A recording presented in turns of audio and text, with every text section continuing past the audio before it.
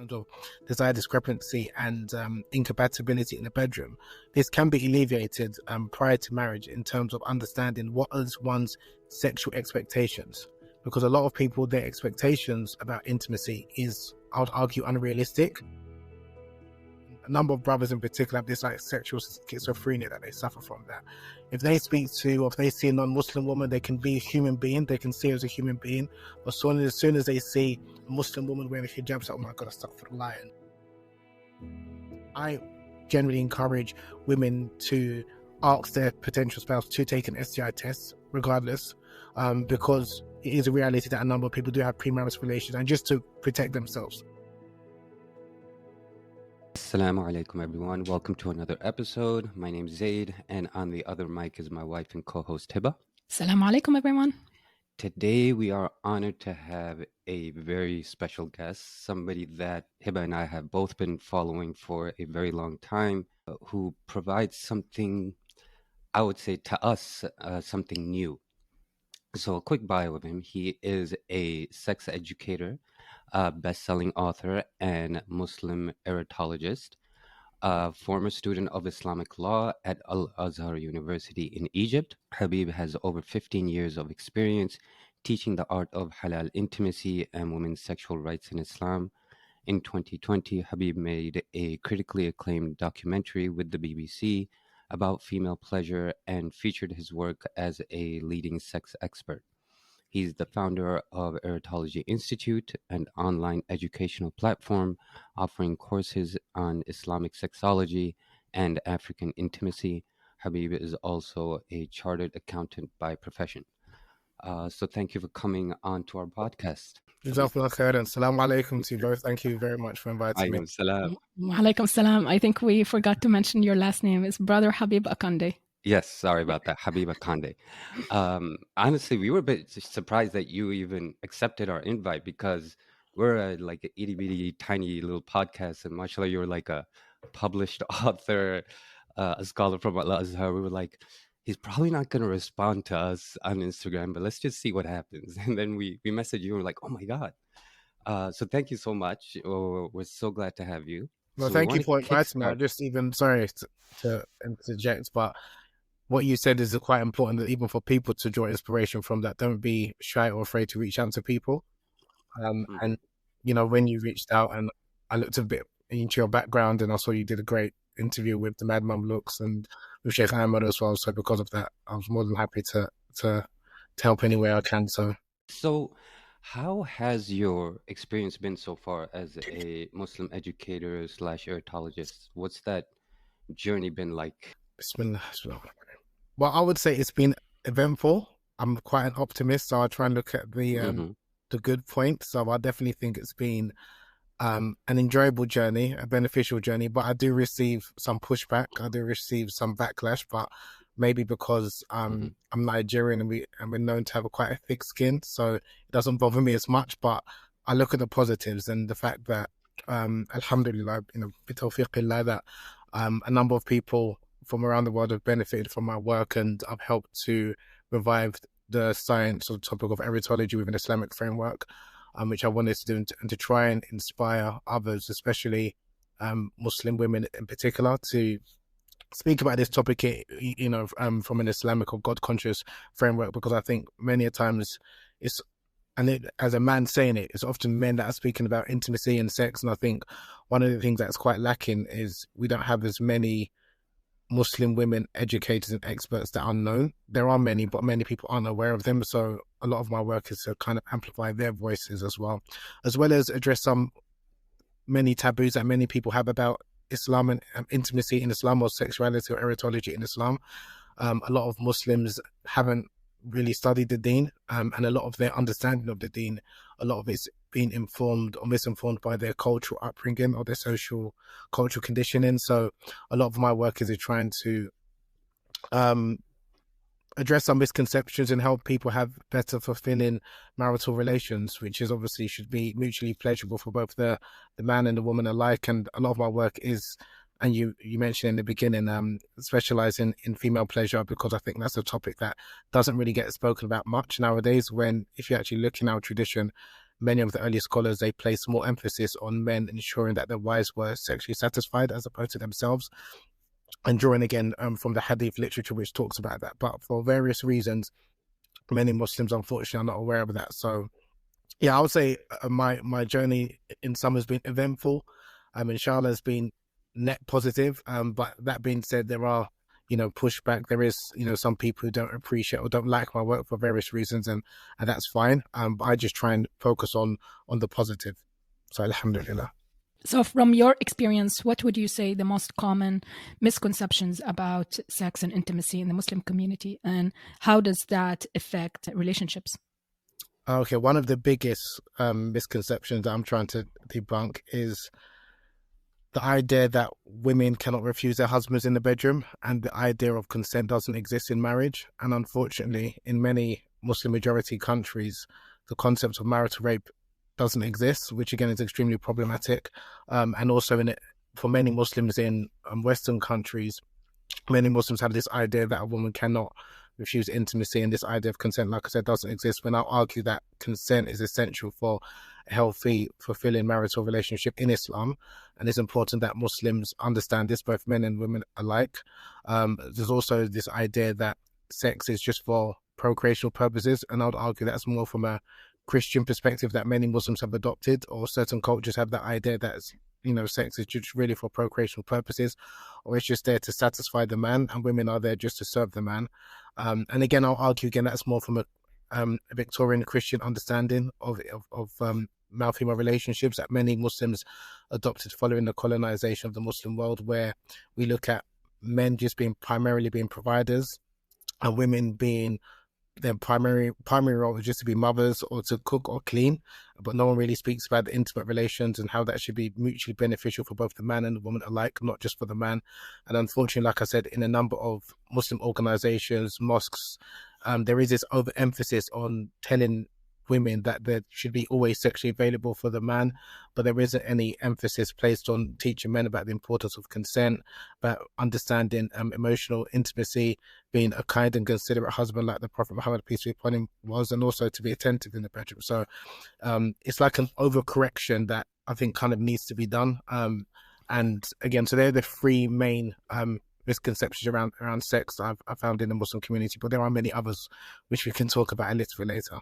So that ties into my next question, because just to play devil's advocate, I feel like a lot of this understanding comes from maybe a misinterpretation of the famous hadiths.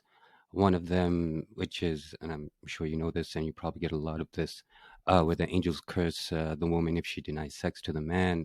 And then also there's a hadith where the Prophet ﷺ said, if I asked a woman to do sajda to anyone else other than their creator, it would be to her husband. So there's this implication that there's this subservience and obedience to her husband despite the circumstances. So what would you say in response to that? Yeah, what I would say, first and foremost, as Muslims, when we're talking about male-female relationships, oftentimes Muslims will bring up those hadiths that you've mentioned, which are quite controversial. A number of them are authentic, but you also have some unreliable and weak hadiths and fabricated hadiths about how women should kind of obey their husbands. What I would say is looking at what traditional Muslim scholars have said about those hadiths. Some scholars don't actually accept those hadiths because in their understanding, it contradicts the Quran. Because if you look at the Quran and the way Allah subhanahu wa ta'ala speaks about male-female relationships, it's one which is like a partnership for both them, that women have rights, men have rights. The way Allah subhanahu wa ta'ala speaks about intimacy, Allah uses a beautiful metaphor to describe men as being garments for their wives, and also wives to be garments for their husbands. So when you look at the way Allah subhanahu wa ta'ala even speaks about marriage, it should be based on mawadda, which is love, rahma, which is mercy, and there should be tranquility, sakina. So this is something that should be underpinning in terms of how we understand male-female relationships.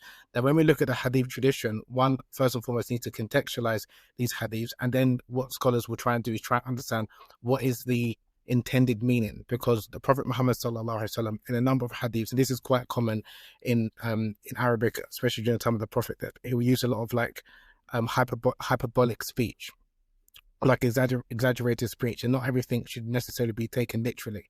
Now, there's also some hadiths, and Imam As-Suyuti, Jalaluddin As-Suyuti, was a scholar from the 15th century. He mentioned a number of those hadiths about encouraging women to ensure that their a number of those hadiths was to encourage women to ensure that their husbands were sexually satisfied. And he also said, like Imam Al-Qurtubi said, that it goes both ways. So this is the idea, was that in Islam, men have the right to sexual fulfillment from their wives, and also women have the right to sexual fulfillment from their husbands, and both should strive to ensure that their partners are sexually satisfied, with the underpinning that obviously it should be based on love, affection, and should be tranquility, which indicates that there should obviously be consent. So it's not as if a man can force himself on his wife, or he shouldn't use those hadiths to coerce his wife into intimacy. And something that, if one looks at the hadith compilation of Bukhari, Adab al-Mufrad, there's a hadith which a lot of people don't really talk about, where a woman went to Aisha, may Allah be pleased with her, and asked her. She said that, I'm married, and my husband wants intimacy, and sometimes I'm not always in the mood. And Aisha responded and said that, no, he has a right to have intimacy with you. But she didn't say like the angels will curse you or anything like that. Now, this is something that even some of my teachers have said, is that when you've got a number of those hadiths that have different wordings, like one of the hadiths says the angels will curse the woman, another hadith says that Allah will be upset with the woman if she refuses. Other hadith uses like hyperbolic speech, in the sense that if a man calls his wife for intimacy and she refuses, she should respond even if she's on a camel. And it doesn't mean literally if she's on a camel, he should copulate with her. Of course, that doesn't mean that. Likewise, there's another narration which says that even if a wife is cooking, she should respond. So all of these, and again, this is something that Muslims is important to understand. When we talk about hadith, and of course I believe in hadiths, I'm not Quranist or anything like that. One needs to understand that there are some hadiths, even those hadiths that are authentic, they've been narrated word for word what the Prophet, peace be upon him, said. And there's also some hadiths that are authentic that were narrated by its meaning. So someone might have heard what the Prophet said, or a companion, and they've narrated what they think what was the intended meaning. And that's why you have different wordings. And that's why it could be a case of the actual wording was actually what the Prophet, peace be upon him, said. And the most important thing ultimately is what is the understanding. And the whole idea, like As-Suyuti, like I mentioned, he said, is that the intended meaning of those hadiths is to encourage women to ensure that they comply with their husband's requests. Again, it doesn't mean that if a woman is not in the mood, she's exhausted, that he can force himself on her. In no situation at all should a man force himself on his wife. And I think it's important that as Muslims, we should be very clear with that, because even when I was studying and I read those hadiths, how I understood them is that, it's to encourage women to ensure that they fulfill their husband's requests. But it doesn't mean that if she's not in the mood, that he can force himself on her. So it's only maybe when I came back from the UK and speaking to some people, that was the understanding that they had. And I was like, are we reading the same hadith? But then I realized me reading it, I didn't get the understanding. But some people, unfortunately, they did get the understanding. And if we're going to be honest, even there are some classical scholars, unfortunately, who've even said that even if a woman refuses intimacy, he can force himself on her and take his rights. Now, I don't believe that at all, but I'm not going to deny that that's not within that tradition. Yeah, there are great scholars, even within the Hanbali madhab, who have said that. And there's classical scholars. So this isn't, so this is, so as much as we can say, this is a misunderstanding or misinterpretation, you do have some interpretations that do say that, but I don't agree with that interpretation at all. And it's important that as Muslims, we acknowledge and be honest and say that, yes, there may be some, or there are some misogynistic sentiments, there are some problematic views within our tradition, and that's why you do find some people who have these beliefs because that's what they've studied. And that's why one of my teachers, he said that when we're studying the Sharia and fiqh, it's, of course we have reverence and we respect our scholars, but we have to understand that there are a number of opinions, and not every opinion is valid, and not every opinion you need to necessarily take. And especially for those of us in the Western countries anyway, in America, UK and Canada, marital rape is illegal anyway. So even if someone thinks that is permissible in Islam, it's illegal, and therefore it's also prohibited as well. So it's important that Muslims have that understanding, because for whatever reason, I've noticed that a number of imams or sheikhs, they don't want to categorically say this is un-Islamic. They don't want to categorically say this is haram. They don't want to categorically say that as a man, you shouldn't force yourself upon your wife. I think we should be very clear with that. The same way we're very categoric in the sense of saying that what was practiced in the past might have been socially acceptable, like maybe marrying a woman that's 15, 14, that might have been acceptable. We're not saying anything about that. Now that's completely unacceptable. And I just think that as Muslims, we have to be very clear with this issue, because especially with those hadiths, oftentimes it's weaponized by Muslim men, by preachers, by imams as well, unfortunately. And women have this idea that when they go into the bedroom or when they get married, they've got no rights, that they can't even refuse. And this is, this is one of the biggest injustice I think we've done to the religion, that people feel that when you get married, you're not even safe in your own home. You're not even safe with the person who should be your garment, who should be your place of comfort, So that's why I think as Muslims, we have to be very strong on this, and not wait for non-Muslims to lead this charge. And then we say, oh yeah, Islam has been saying that all of a sudden, when how many Muslims do you find outwardly speak about the importance of consent? When speaking about hadith, one thing that as Muslims we need to understand is that there's a hadith, which again is a report of something that the Prophet, peace be upon him, said, did, or approved of. And then there's a sunnah, which is the normative practice of the Prophet Muhammad, peace be upon him. And sometimes people use the two terms interchangeably when, according to most scholars, especially early scholars, they're not the same. And the reason why it's important to understand that is because you can have a hadith, which is a piece of data, but that doesn't necessarily give the full picture.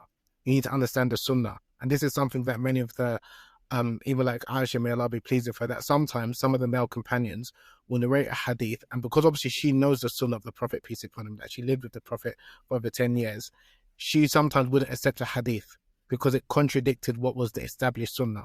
So there's a couple of hadiths that Abu Hurairah reported in relation to like women, that when if a man is praying and a woman walks past him, that the prayer is nullified. She didn't accept that hadith. She said either you've misunderstood the hadith, or you've heard that from someone else. So that's an example of her not accepting a hadith. There's another hadith where Abu Hurairah and some other scholars compared women to like dogs, and she didn't accept the hadith. And these are hadiths that Abu Hurairah reported, and again, this is not to cast any aspersion against Abu Hurairah, may Allah be pleased with him. These are hadiths that are reported in Bukhari, which is an authentic compilation of hadiths. Now, Aisha's response is not in Bukhari. So if you're reading that hadith without context, you would think, oh, if a woman walks in front of a man's while he's praying, the prayer is nullified. Not realizing there's another hadith that's where Aisha responds, which is reported in Ibn Hibban, where she mentions Abu Hurairah understood the hadith incorrectly, or that's not the case. And then she gives her evidences that sometimes the Prophet, peace be upon him, will be praying and she will be lying in bed in front of him, and sometimes maybe if her leg was in the way, he would just usher and move her leg. So this is an example that sometimes when you take a hadith in isolation without understanding the sunnah, the full context, you might think that what the hadith says is actually different what the actual sunnah is. And again, when we're talking about male-female relations, intimacy, the hadith of Al-Juwayniya, which a lot of people don't talk about, hadith that's reported in Bukhari, where a newly married woman married the Prophet Muhammad, peace be upon him, and when he entered upon the marital home and he wanted to have relations with her, she declined, and then he saw that for whatever reason she wasn't interested, so he wanted to console her. Then she said some words in the sense of, I seek refuge in Allah from you. And then the Prophet detected that, okay, she doesn't want to stay married or be married to him for whatever reason. He didn't curse her. He didn't say the angels will curse you if you don't accept my request. He understood she didn't want to stay married, and then he let her go back to her family, and he told the companion to give her two pieces of linen as like a gift for her and her family. Now, this is an example that when you look at the life of the Prophet, peace be upon him, he never once hit, coerced, abused, or forced himself upon any woman. Now, for whatever reason, a lot of Muslims, they don't really teach this side of the Sunnah. They only speak about those isolated hadiths, which, yes, encourage women to comply with their husband's request for intimacy, but they also don't talk about the other hadiths where the Prophet, peace be upon him, is telling men to not fall upon your wives like animals, like do not be inconsiderate in the bedroom. They don't talk about the hadiths where the Prophet was speaking to Jabir, a newly married man, and said, don't enter your house in the night, give your wife some time so she can groom herself, that she can be ready for you. They don't talk about the hadiths that talk about before you're intimate, send messengers of sweet words and kisses. Again, the importance of foreplay. And this is all for the woman's benefit. It's not really for the man. So again, when we're talking about or speaking about these hadiths, so you have some hadiths that you could say are directed towards women about ensuring that they, to the best of their ability, comply with their husband's request. But you also have hadiths to men telling them that they should be attentive, considerate to the psychological, emotional, and physical needs of their wives. Now, again, I think many of us, speaking us, of course, I'm a Muslim, we have done somewhat of a disservice because that side of the Sunnah, not a lot of people know.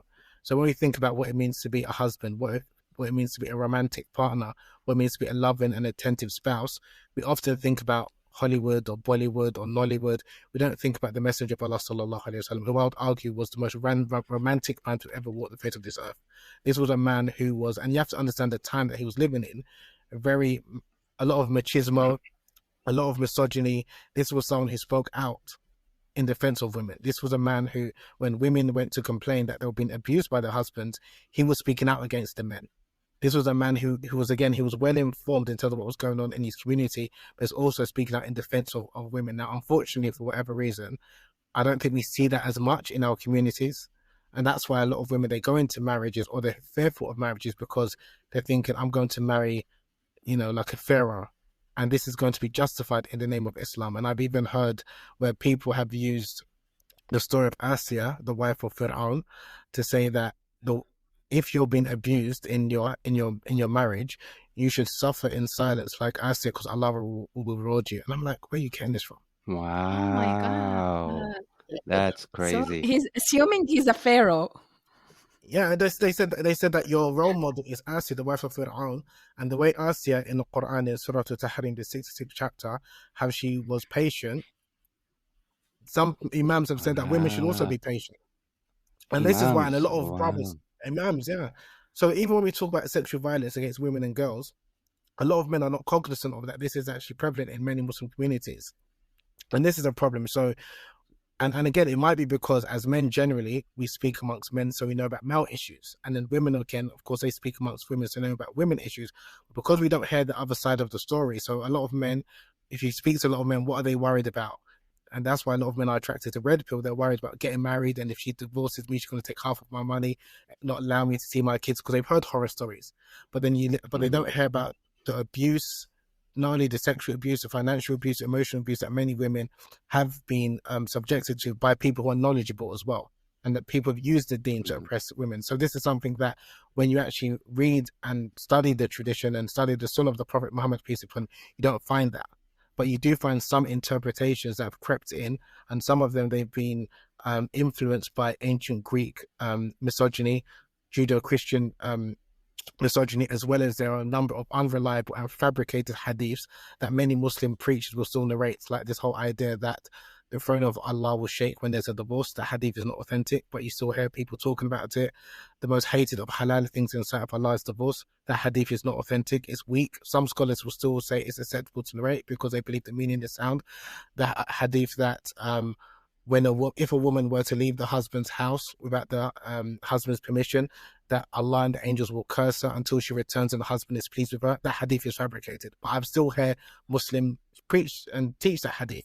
So again, this is a problem, is that that's why a number of scholars, especially some Hanafi scholars I studied with, they were quite skeptical about some of the hadiths about, he described them as like tension reports. He didn't say that outrightly misogynistic, but some problematic hadiths, because some of those hadiths, either their apparent meaning gave this impression that women have no rights or are inferior to men, and also some hadiths that they might be interpreted incorrectly. So because of that, a number of scholars that will refrain from citing those hadiths, like a number of erotologists, they wouldn't cite a lot of those hadiths in their manuals because a lot of those books were encouraging men to be better husbands, better lovers to their spouses.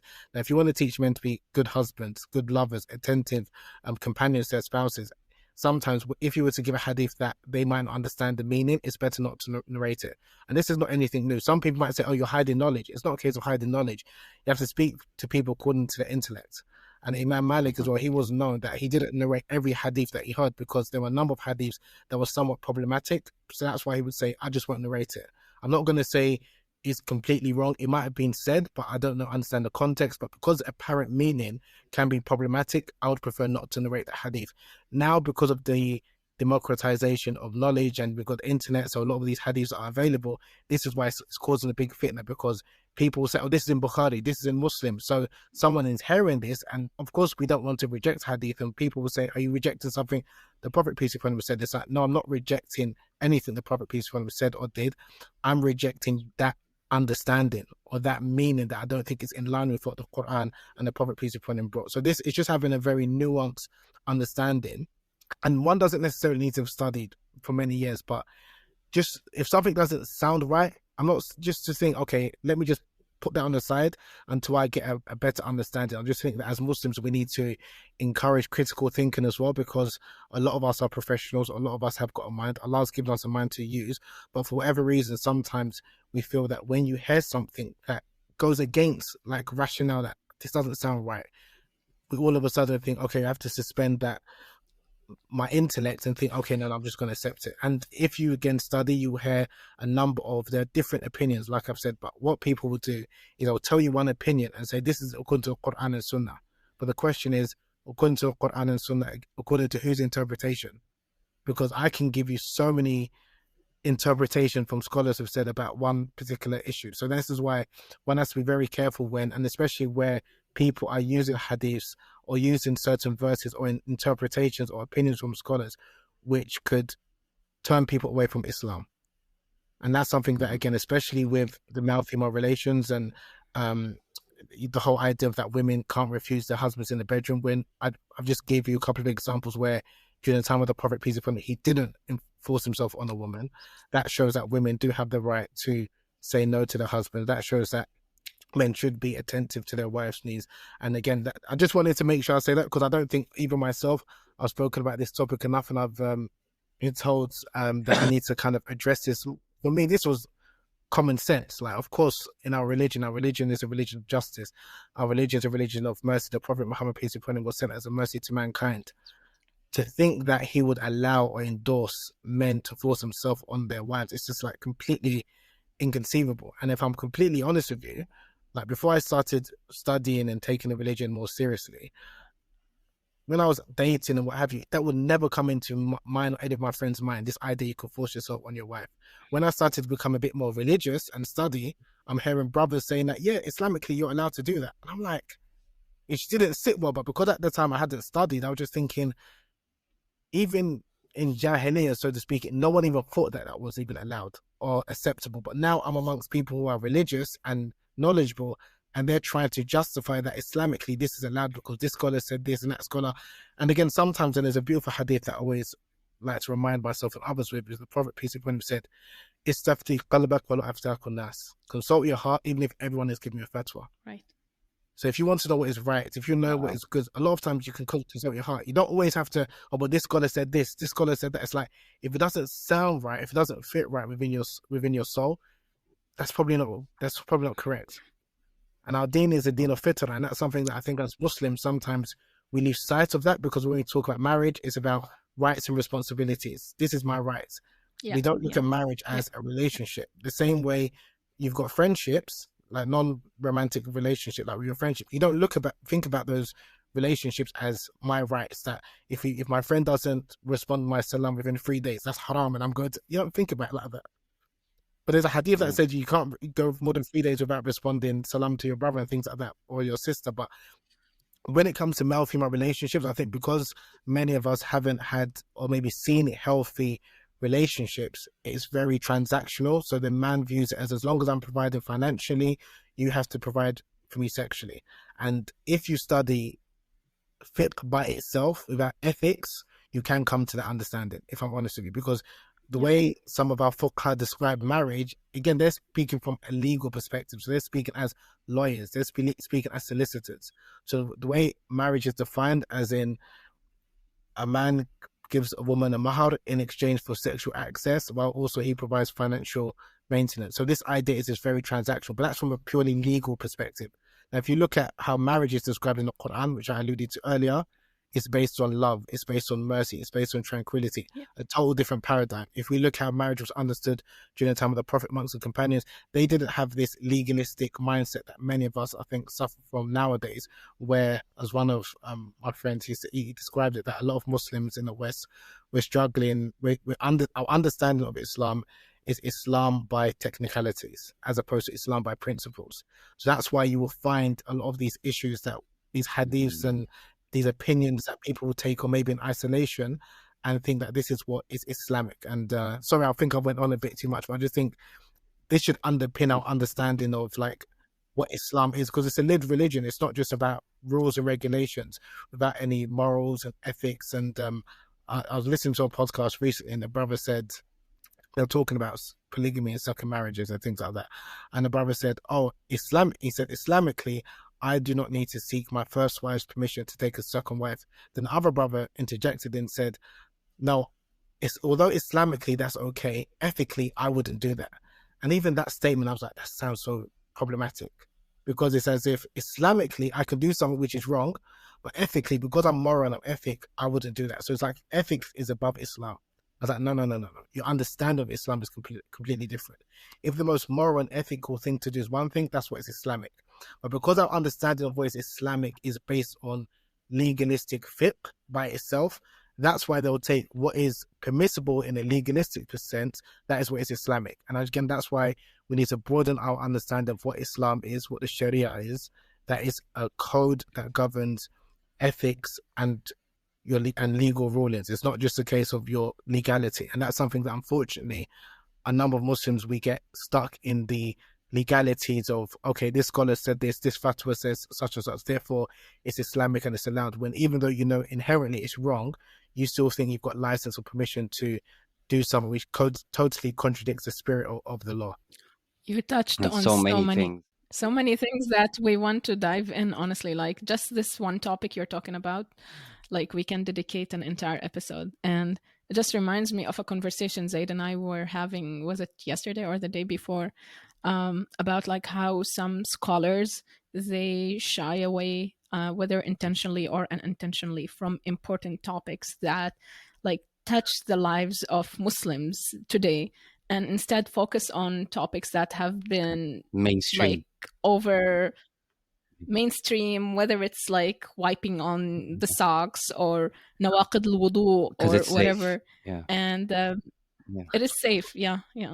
And another thing you touched upon is how some people, they might read a few books, listen to a few lectures, and think that now they are a scholar and start giving fatwa left and right. If you're overwhelmed and burdened and just don't know where to seek help, let us help you. We can be your personal matchmakers. Visit us at halalmatch.ca and book a free call with us. How, as a layperson, can we understand those hadiths that you mentioned, given that they are authentic?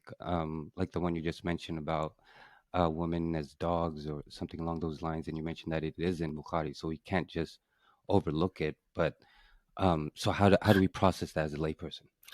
Sorry, just for clarification, the hadith doesn't say women are dogs. Sorry, those are the few pieces I could remember. No, but it's good you said that, because that was something, as soon as Aisha, may Allah be pleased with her, heard that, she was like, you're comparing us to like dogs. Because straight away she was like, that doesn't sound right. Now, even coming to your question, which is a very important question, as a layperson, someone who's a non-specialist, and even what you said, and this is something that, and that's why, forgive me if I kind of went on a bit of a rant, but to try and explain that, because a hadith is in Bukhari, because a hadith is in Muslim, because a hadith is authentic, the apparent meaning doesn't necessarily mean that is according to the Sunnah. So I'm saying, not that I'm rejecting the hadith, but the apparent meaning doesn't necessarily, because you need to understand the context in which it was said. So a number of hadiths that are mentioned in Bukhari, there's a hadith, for example, a controversial hadith that says, if it wasn't for if it wasn't for the children of Israel, meat would never go off. And this is authentic hadith. And if it wasn't for Hawa, Eve, the wife of Adam, no woman will betray her husband. And this is a very problematic hadith. And it's given an indication as if Hashalillah, that Eve betrayed Adam. And this is from the Judeo-Christian tradition. So you even have hadiths that even some scholars will question, is that actually from the Prophet, peace be upon him? Or is that from, because you have some hadiths that from some scholars or some Muslims who converted to Islam, and then some of the companions even narrated from them, and that's known. So this, I'm not saying anything that's controversial, but my point is that when you're taking a hadith or reading a hadith, or you're hearing something from the minbar, if it sounds a bit off, it doesn't necessarily mean you'd have to accept it or take it. So something like is controversial, like the age of Aisha, may Allah be pleased with her, whatever age is, Allah knows best. I know the reports in Bukhari and Muslim. I personally don't believe that she was 6 or 9, and I've got reasons for that. But my point is that just because hadith is in Bukhari is not Quran. People need to understand that Bukhari is not Quran. The compilation of hadiths in Bukhari is not equivalent to the Quran. And if you study even, like, for example, Imam Abu Hanifa, right? He didn't accept the hadith of stoning for adulterers. And a lot of Muslims don't know that. So a lot of Muslims will say, oh, that's the Islamic. The other 3 schools accept it. He didn't accept it. And when people used to go to him and say, are you rejecting hadiths? Are you rejecting some of the Prophet peace be upon him said? He said, I'm not rejecting some of the Prophet peace be upon him said. I'm rejecting what people have said that he said I don't believe he said. It's a big difference. So there's a big difference in this one. Even as Muslims, we need to understand that there are different approaches, even amongst the 4 schools, when we're talking about usul al-fiqh, when they're looking at hadith. So because a hadith is authentic, if you look at the Hanafi position, especially early Hanafi scholars, every hadith, even if it's authentic, they will see whether it's aligned with the Quran. If it's not aligned with the Quran, they won't take the hadith. So when you say a hadith is authentic, basically what you're saying, according to hadith scholars, is that it fulfills the conditions of being connected, the people are trustworthy, X, Y, and Z. But then there's also an approach by the fuqaha, which is a Muslim jurist. They want to know that the text of the hadith, is it aligned with the Quran? If it's not, then they might say it's abrogated. They might say for a specific person. So again, I'm just saying as Muslims, and this is something that as a layperson, I think we can all understand. You don't necessarily, like I said, need to have studied for a number of years, but I'm just saying, if you're hearing something and it doesn't sound right, just leave it. I'm not saying that reject the hadith or go on the spree and say, I reject. No, I'm not a Qur'an and I accept hadiths, but you have to understand that there are a number of hadiths that from hundreds of years, many scholars have found some hadiths to be problematic. So that's why some scholars will try and reconcile as much as possible, or they will leave it, or they will say that might be for specific context and this, and the other. But the hadiths about, again, in relation to women, because these are have real life implications, and this is maybe something I wanted to touch on. I would say, even when you're speaking to a potential spouse, what is their understanding of that hadith? Because there are some men who don't take that, even the hadith, they don't take the hadith as, that's my license, I can force myself on my wife, right? There's some men that will listen to hadith and say, okay, I know the Prophet, peace be upon him, said it, or may have said it, but I don't understand the meaning, so I'm just going to leave it like that.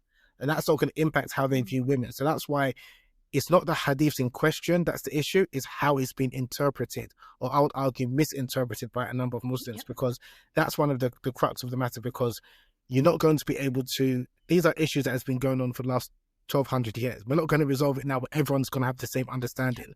But it's important that whoever you, inshallah, marry, what are their understandings of some of these hadiths? Because like I said, if you meet a brother, especially for the sisters, who has this understanding that Islam gives me the right, I can force myself on my wife, or Islam gives me the right that you cannot work, you cannot do this, you cannot do that, and that's his opinion, that's fine. But if he believes that and it's Islamic right, you want to know that in the beginning.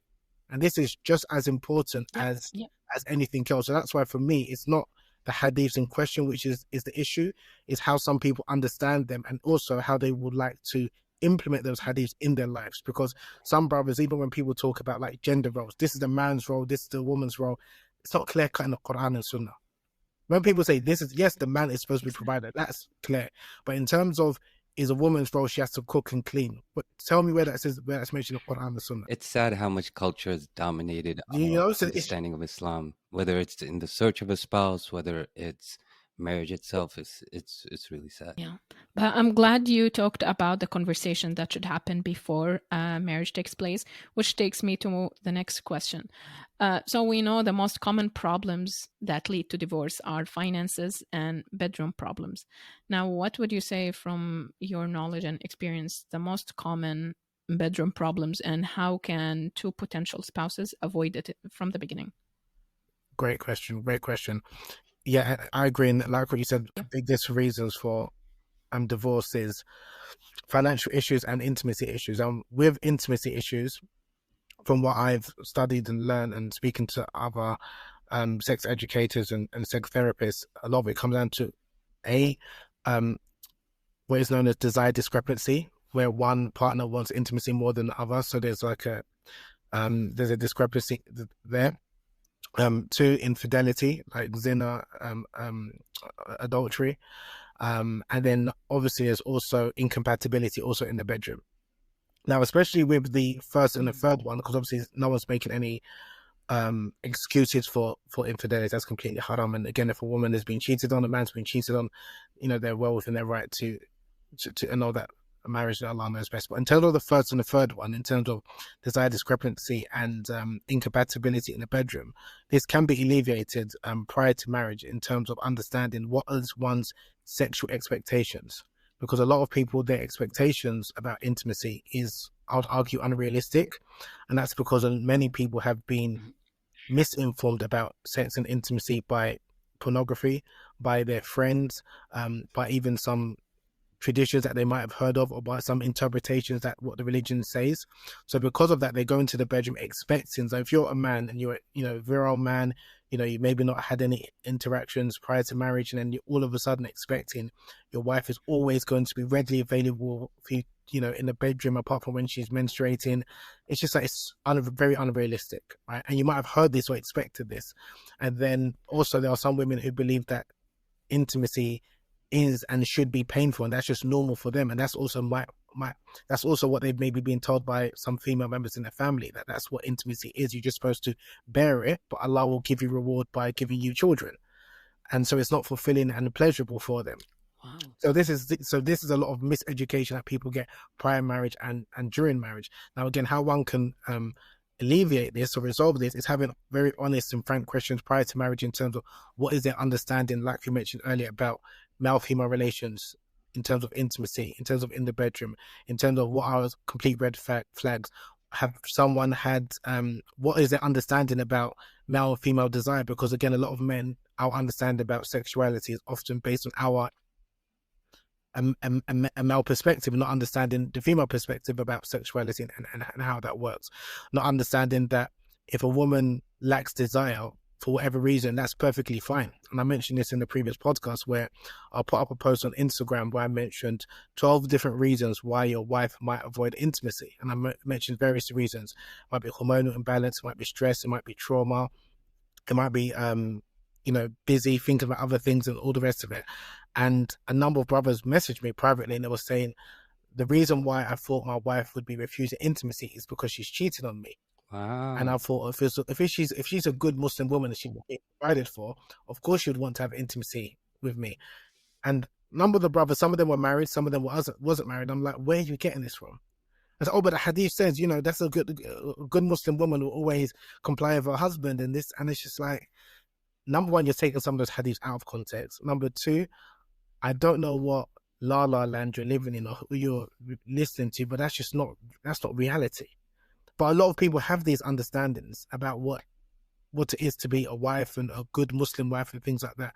And this is also very problematic, And again, that's why, and also if someone has certain expectations, it's important that one has these open and honest conversations prior to marriage, and even understanding, okay, what's your understanding about consent? There's a number of brothers who don't think consent is a thing. They don't even believe that a man can force himself on his wife. Like, it doesn't exist, like this whole idea of rape. It's important that people have those honest conversations, because if one is not even aware of these things or doesn't want to learn, and they think, unless a woman clearly says no when she's jumping, fighting, hitting me, that means she's always in the mood. And even if she's petrified and she's frozen, they don't understand about flight or what's called flight or fright. They don't understand about these concepts. Fight or flight. Yeah. They might be having interactions. Flight or fright. Thank you. They might be having relationships, but they might not be aware that their spouse is not actually enjoying these relationships. There's one thing having intimate relationships, and there's another thing enjoying your intimate relationships. So this is something that, and again, there's one thing being married, and there's another thing being in love. And again, even as Muslims, even we talk about like marriage in Islam, or what type of, even one of the questions I asked my brother, I asked him, he's like, I want to be, have X amount of wives and this, that, and the other. I was like, okay. I think it was maybe like 21 or something. I was like, okay, sounds nice, blah, blah, blah. And he said, I want to have mashallah, and I want to revive the sunnah, have like 3 or 4 wives. I was like, okay. And then I said, so what type of marriage do you want? I asked him. And he said, I want one of my wives to be like Aisha, may Allah be pleased with her, another one to be like Khadija, another one to be like Salama, and I said, okay, I said, so you want a marriage like Khadija? And he said, yeah, I want one of my wives to be like Khadija. She's going to live. I said, okay, great. I said, so you want a monogamous marriage then? He said, what do you mean? I said, you're the Prophet, peace be upon him. He was monogamous with Khadija. He didn't marry any other woman whilst he was with her for, is it over 25 years? And he's like, yeah, but that's different. I want one Khadija, one Aisha, I want Salama. And I was like, you can't pick and choose what you want. And I said, even if you look at, and even as Muslims, when we reflect, or when one reflects on the Prophet's peace upon him's marriage with Khadija, and how he described, what did he say, sallallahu alaihi wasallam, that I was nourished by her love. Allah gave me, inni qad razaqtu hubbaha. It's a beautiful expression in Arabic. That Allah has blessed me with her love. This is something that when someone thinks about it, it's just like, if you want that type of relationship, and I think most people are going to be obviously in monogamous relationship, I would argue the most fulfilling and the greatest love story in Islam and the greatest marriage was the Prophet Sallallahu Alaihi Wasallam's marriage with Khadija. There was no room for anyone else. And you can have a very fulfilling marriage with that. But some brothers will get oftentimes ego and things, and we want to be polygamous. And it's just like, okay, but we're understanding polygamy. And even understanding, okay, if that's your intention, that also should be spoken up before marriage as well. Like this whole idea of, I can get a second wife without telling my first wife. This is something that, or if the woman wants to stipulate in the contract that if you take a second wife, then I'm out, or at least tell me beforehand, let's have this discussion. What do you think about marital counseling? Having premarital counseling, the services that you offer and things like that. Having these open and honest conversations is very important, because this is all about compatibility. It's not saying this person is right, this person is wrong, this is a bad man, this is a bad woman.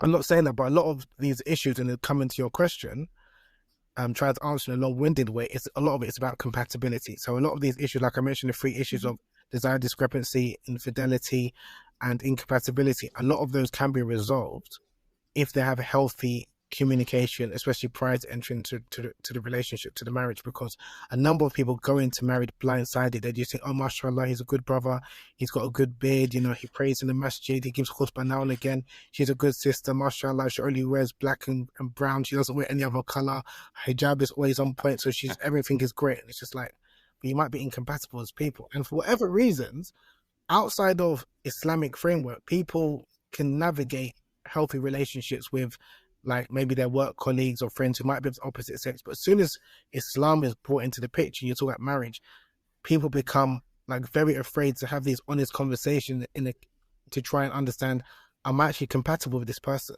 It's like, no, we can't ask this question, everything because of haya, because of modesty. And then I always ask a question that people have this understanding. So you're comfortable talking to Sally and Mary and Jack and David, and knowing whether you're compatible in terms of friends or whatever. But as soon as you bring Islam, all of a sudden it's like, no, I have to be haya. And it's like, a lot of it for me is performative piety, because I don't buy it. And I mentioned earlier when we spoke before, a lot of it is a number of brothers in particular have this like sexual schizophrenia that they suffer from. That if they speak to, or if they see a non-Muslim woman, they can be a human being, they can see her as a human being. But as soon as they see a Muslim woman wearing a hijab, it's like, oh my God, I start for the lie. And it's like, I have to lower my gaze, I can't talk to her. And the brother's like, oh my God, it's just like, some of it, I mean, when I was in my teenage years, I thought, oh, mashallah. But then when you get older, you realize a lot of it is just performative. Or some people believe this is what is Islamic. And it's like, again, if you're dealing with adolescents, like who've got their hormones all over their place, fair enough. But when you're dealing with adults who've had some life experience, who know how to interact with opposite sex, now to infantilize them and make it out like they cannot communicate with the opposite sex, otherwise they're going to, it's just, we're not being honest with ourselves, because these people, both male and female alike, are able to navigate by themselves in the real world. But as soon as you bring Islam in the picture, people feel like, oh, I can't ask this question, or I can't find out about. And again, you need to find out what's important to you. If something is important to you, if you're worried about like red pill, right? If you're worried about, okay, then ask this question. If you're worried about feminism, or she's going to be radical feminist, or she's going to ask these questions. And these are, very important questions that one should have and ask, because this is going to be important for your relationship, for your marriage. If this isn't really important, then you don't need to ask that question. So that's why, for me, again, that's why I'm trying to underpin a lot of this by talking about the religion is more malleable and flexible the way compared to the way people have made it like a straitjacket, that people feel really constricted, and it's just like this Islamic way. When if you read again during the time of the Prophet, peace be upon him, and the companions, a lot of these restrictions that we have placed them upon ourselves, and a lot of it has been, we've taken a model from a certain part of the world, usually from the East, from back home, and we're trying to adopt it in 21st century US, Canada, UK, and it's just it's not I feel reality. Like a big thing that's playing a part in this is the extreme segregation that we've adopted in the West. The way segregation is implemented in masjids and schools, where you just don't even see the opposite gender. I mean, Hiba and I just did an entire video about this. I don't know if you saw it. But I feel like that's contributing a lot to this schizophrenia you're talking about. And it's a problem. Yeah, outside of the masjid, they are like, they mingle, whether it's in the mall or whatever, in the restaurants. But when they enter the masjid, like, astaghfirullah, you can't see the opposite gender.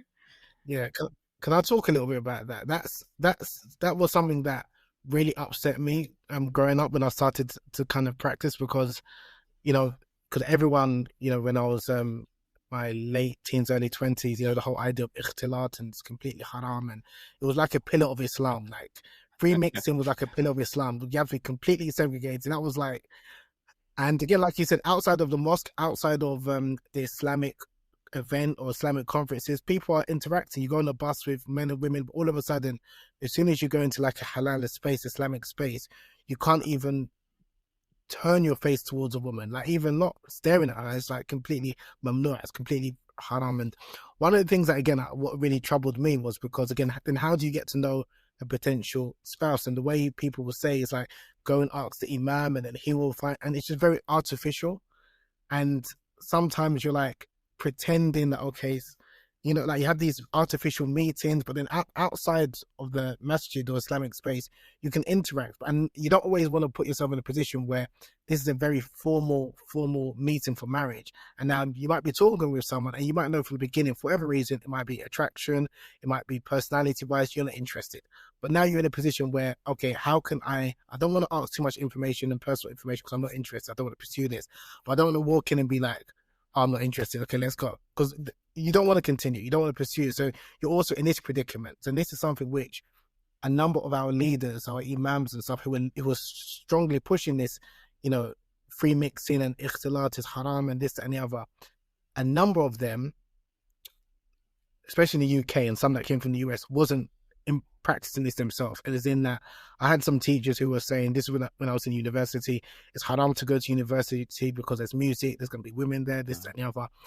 And I almost dropped out of university, out of college at the time. And some of my friends actually did, out of religious sincerity, not realizing until maybe like a few years later that a number of those people that were saying that, they were taking their own children to university, sometimes in another country. And that's what really hurt me. It's like, why are you making Islam so difficult for us, but you yourself wasn't abiding by those rules? And they were like, oh, it's different because my children know the Quran, my children understand the Sunnah, this, that, and the other.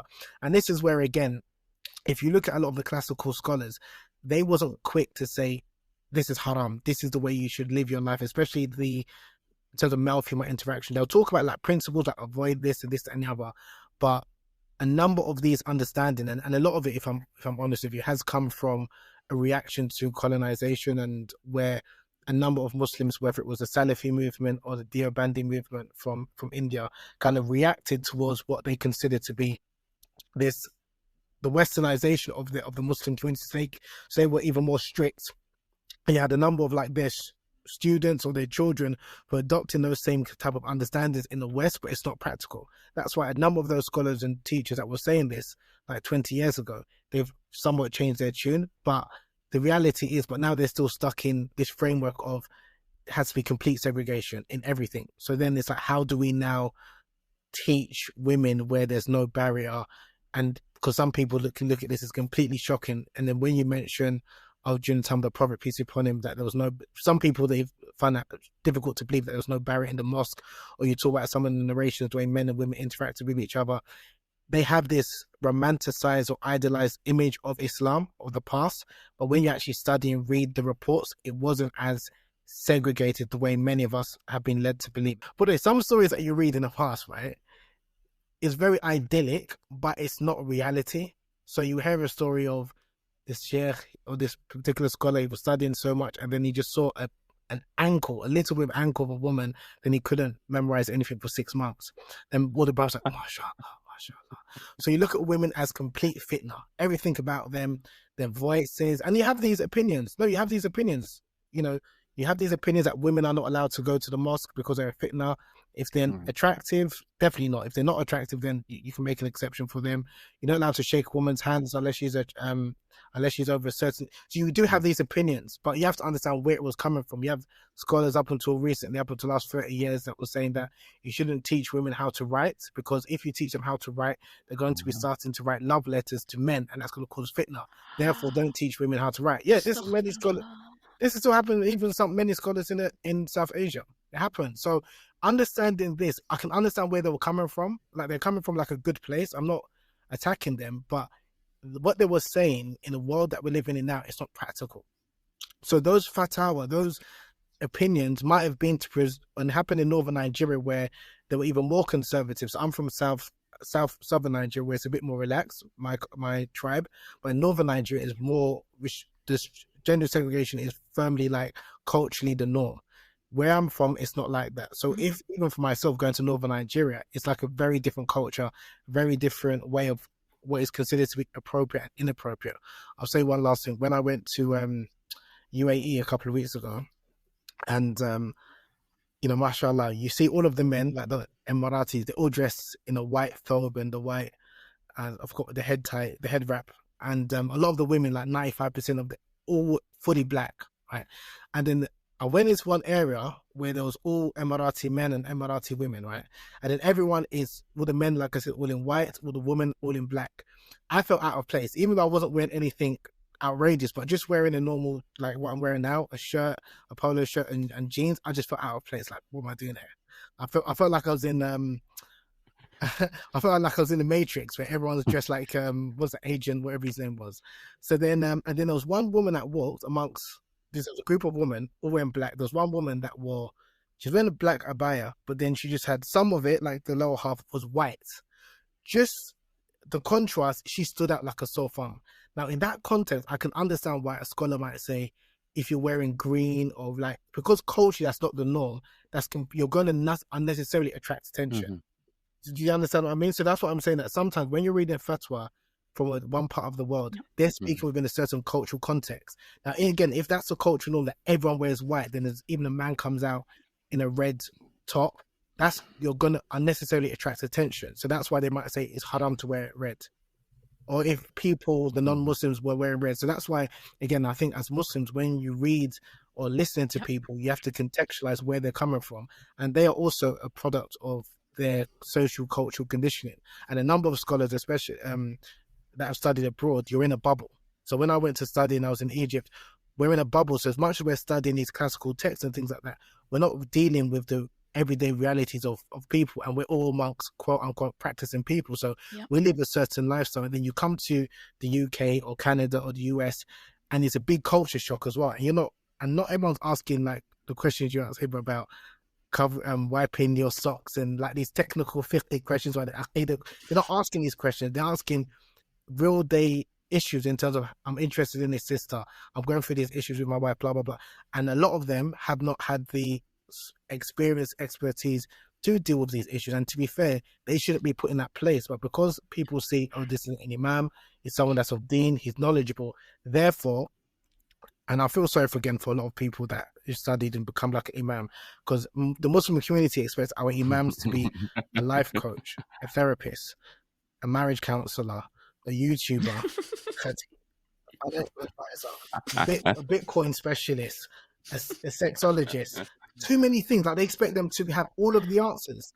It's just like it's unrealistic. So I'm being honest. That when I look at some of the questions that imams and sheikhs and scholars receive, I'm like, this is, and they want an answer. They want an answer from the Quran and Sunnah. They want it to be able to apply to their life, and it's just like, oh, give me the solution. It's not cut and and paste. it's not that easy. But again, that's what I feel for a lot of the scholars and the imams, because it's cut and paste, and that's why a number of them will just go with the most conservative answer, because that's the easiest one. Because if I say, oh, in your situation, this is allowed or such and such, then everyone might take it as license for me to take that fatwa. And again, without people understanding or appreciating that, even during the time of the Prophet, peace be upon him, there was one man who asked him, I'm married, can I kiss my wife? He said, no. Another man asked him the same question. He said, yes. And then people asked, why is it you gave two different answers? He said, the first man was, the man that he allowed that he can kiss his wife, he was he was a mature man and he can control his desires. The other man, he was a young man, he felt that he wouldn't be able to control his desires, so he told him, no, you can't kiss your wife, because he probably think that would lead to him having intimate relations and obviously nullify his fast. So that's an example that even during the time of the Prophet and the companions, sometimes they gave different answers to the same question depending on the context. But for whatever reason, as Muslims, and again, as Muslim community, we are educated people, we are not illiterate. But when it comes to the deen, we act as if we're like 10-year-olds. What is quite problematic. And that's why the work that you're doing is very important, because you're taking the burden of a lot of like imams and masajids. Because whilst, yes, the mosque is there to officiate nikah and stuff like that, they're not necessarily there to be matchmakers. They're not necessarily, because they don't have the expertise. And that's why it's important that you have different organization experts like yourself who plug in those gaps, and then the mosques and then the imams, they can refer to professionals, they can refer to specialist organizations to say, no, you can, there's a matchmaking service, go to Hib and Zaid, they can help you with that. Don't come to me with those type of issues, Subhanallah. This reminds me of something that happened in School of Sharia. One of my professors was actually very honest with us, and he said that it's true that we say shaking hands of a woman is haram. I don't shake hands of a woman. That's what I preach. But when I go to conferences in Europe and I find myself in a situation where a woman's sticking her hand, I do shake her hand, and I very much respected his honesty. I'll share another story. Sorry, before I went to study in Egypt, and I was studying a bit of Maliki madhab, but also like from a number of like Salafi scholars as well, and they were quite rigid and strict in the sense of everything is black and white. And then studying, they said that a beard is wajib, and even though I've got like a struggle beard that doesn't connect, but they were like, you have to have a beard, otherwise if don't have a beard, you're like fasiq, you're like an immoral person, this and the other. So that was always my understanding. Like, if you don't have a beard, you cannot even be a teacher. You're not a religious person. This was my understanding. Now, going to Egypt, when I went studying in Al-Azhar, and then one of the teacher that came in, the professor of Sharia, he walked in, suited, mashallah, nice, tailored suit, walked in, gelled hair, styled, no beard. I was horrified. I was like, and I said to myself, astaghfirullah. That was my mentality. I said, astaghfirullah. I'm just thinking like, my mentality, my ignorance was like, I can't learn from this person, like this giant. That was my ignorance. Then he started to speak. I was blown away with his knowledge. And then he was talking even like about, and then someone even asked a question. I was too shy to ask, but someone asked a question. Yeah, Sheikh, where's your lihya? Where's your beard? And then he answered in a way and explained it. It's not as straightforward. He spoke about, the different opinions amongst the great scholars, that it's not, that everyone considered it to be wajib. But again, for many of us at the time who grew up believing in just one opinion, that's why I was struggling at the time to even take from this person until he actually educated me. And this is also something that a lot of Muslims, we're not aware of, like the different opinions. We sometimes might hear one opinion, which might be the most conservative, and assume that's Islamic. And that's also a problem, that we oftentimes side with the most conservative opinion. And even when I was in Egypt, when I was looking to get married at the time, some of the questions some of the sisters will ask is, does he wear a beard? Has he got a beard? If he hasn't got a beard that's longer than a certain number of inches, I'm not interested in him because he's not religious.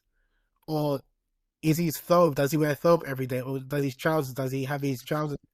Does he wear his trousers below his ankles? If he does, then I'm not interested because he's not religious. And this was but this was what was considered to be a good Muslim, a good practicing Muslim. And again, it took a while for a number of people to get out of that mentality, because that is what we was taught. So whereas nowadays, alhamdulillah, and I think you can correct me otherwise, I think people are now looking in terms of like character, personality, and things like that. Whereas before, it was really just about outward. Like, how does this person look? Yeah. Sorry to interrupt. I was just going to say, we still see it. Some girls reject guys only because they don't have the sunnah beard. And girls put a beard as a deal breaker. And this is also a problem, because what happens if you've got, like I said, someone like myself who's got a struggle beard, who can't grow a proper beard. And even when I heard about like Imam Bukhari, Allah be pleased with him, when I heard, like he didn't have a beard because he couldn't grow a beard. So then I started to question, okay, this idea that if you haven't got a beard, you're not a man, or if you don't, like, it wasn't as straightforward the way some people kind of presented out. And then when I was heard other scholars that said, no, not all scholars said it's farad, some believe that it's wajib, sunnah, some just said it's custom. So again, it just broadened my understanding, because the straight cut cookie cutter Islam, like the Islam for dummies, it didn't work for everyone. It works for, especially when you're newly practicing, or when you're young and naive, but when you have some life experience and you realize that, like your teacher that you mentioned, they may say one thing, or they may say this is what the traditional opinion is, but then you see him shaking hands, and then you're thinking with a woman, and you're thinking, what's going on? Because again, it's not as black and white as the way unfortunately people present it out to be. And this is also a big issue, because I find a number of sisters who have these unrealistic expectations that they think because a brother has studied or is knowledgeable of the deen, or he's a hafiz of the Quran, he's memorized the Quran, he's going to be a good husband, he's going to be a good man, he's going to be honest and upright. You'd hope that's the case, but that's not the reality. And this also can affect people's religion, because some women, they go into marriage thinking because he's a person of deen, he's practicing, all of his behavior is going to be in line with the sunnah. And it's just like, for me, that's an unrealistic expectation. You should have done your due diligence. You should have even seen whether you're compatible with this person. Just because this person has a sunnah beard, just because this person wears a thobe, just because this person has a miswak and he uses it every now and again, or says, Ya'ani, mashallah, that doesn't mean he's a good practicing brother. No, it's true, because it's like no one, and the Quran and the Hadith doesn't say that. It doesn't say that because someone's memorized the Quran or studied abroad or knows a bit of Arabic, they are going to be a good husband, or they're going to be completely faithful and ethical. And that's something that, again, as Muslims, we need to empower ourselves with knowledge. Not just, yes, we understand the religious knowledge and understanding the Quran and the Hadith and things like that, but in terms of how one lives their life according to the best of their ability, according to the teachings of the religion, that's something totally different. And I just think that, like I said, I just don't like to infantilize people. Some of the truths that I might say might be uncomfortable for some people, because they still want to live in Islamic Disneyland, but I just think there's a lot of negatives that can come out of it, especially if it doesn't work for that person, Yeah, I think we just fail to realize how much flexibility there is within Islam. And then when I there's one verse that really stuck with me, and we use it a lot in our workshops, which was a part of a verse, وَمَا جَعَلَ عَلَيْكُمْ فِي الدِّينِ مِنْ حَرَجٍ, that Allah says it himself, that he doesn't want to make this religion a burden. Yet we go out of our way to make the religion more difficult than it actually is, when Allah says it himself. So it's just amazing. Yeah. And there's one more point that I wanted to add. And I think it's a hadith by the Prophet ﷺ, where he said that if there's one fitna that I've left for my ummah, it is women.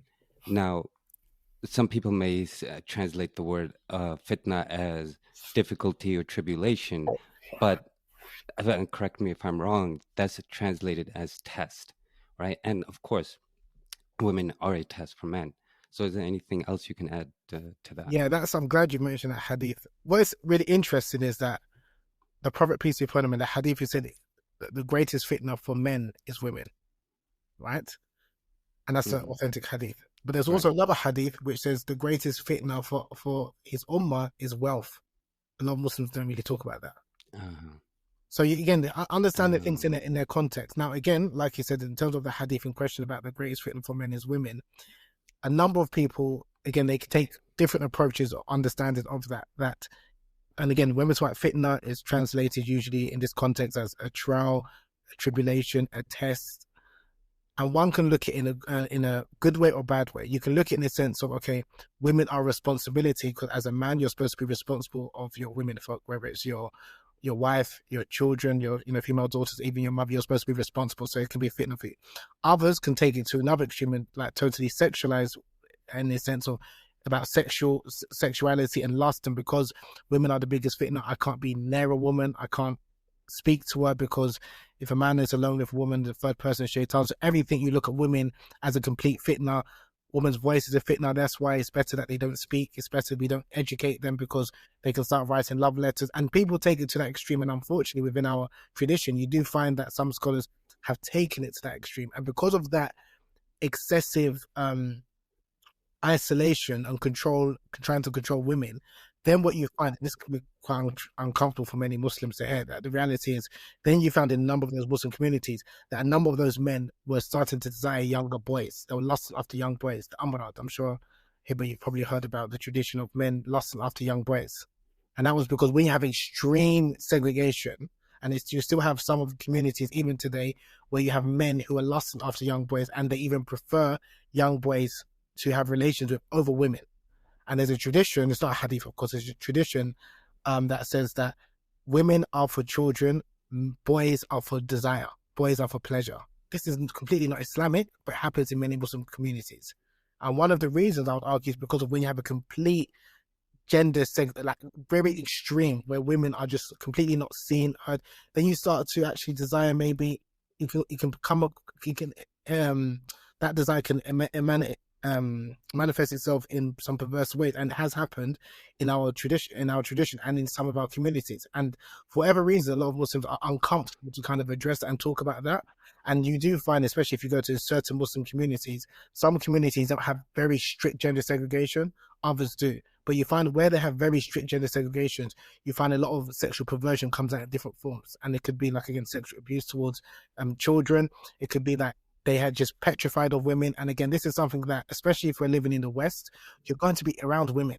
And to always make it out like, yes, we know the West is hypersexualized, but if you read history, there was hypersexualization in many of the Muslim communities in Andalusia of a lot of the women who were enslaved.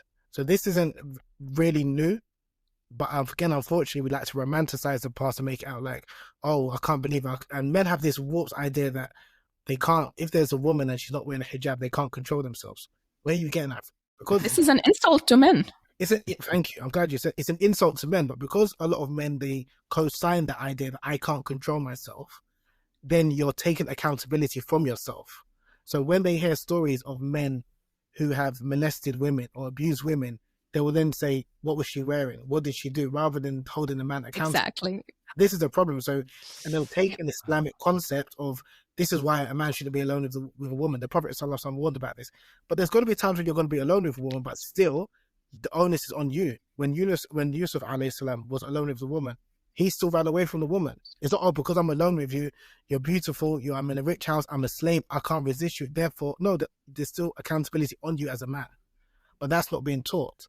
Yeah. We teach female accountability. We don't teach male accountability. And as a man, I'm aware of that. We have to be very honest and say that it's a privilege that we have as men, but for whatever reason, we don't like to kind of own up and address it and talk about it. The same way we can accuse white people of like white privilege and this, that, and the other. But as men, we also have privilege, but we just kind of make it out like it's always the woman's fault. And this is why a woman needs a wali. And the reality is, most people don't have a lot of Muslims do not have that support group, do not have that perfect scenario.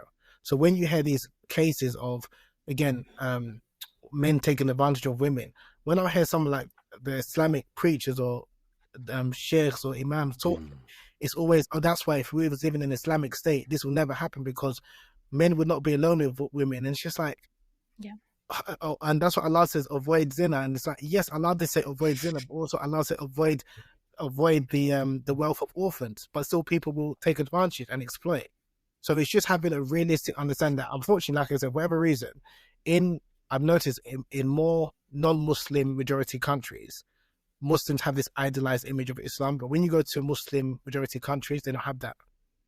If you go to West Africa, North Africa, the Middle East, South Asia, they don't have these idealized. They know what Islam says, but they deal with realities because they're dealing with Muslims. They know that just because a Muslim has studied in Darul Uloom or studied in Azhar or studied in Medina, it doesn't mean they're righteous. It doesn't mean I can trust them. But in the West, we have this, oh, mashallah, because this person studied abroad, they're completely sincere.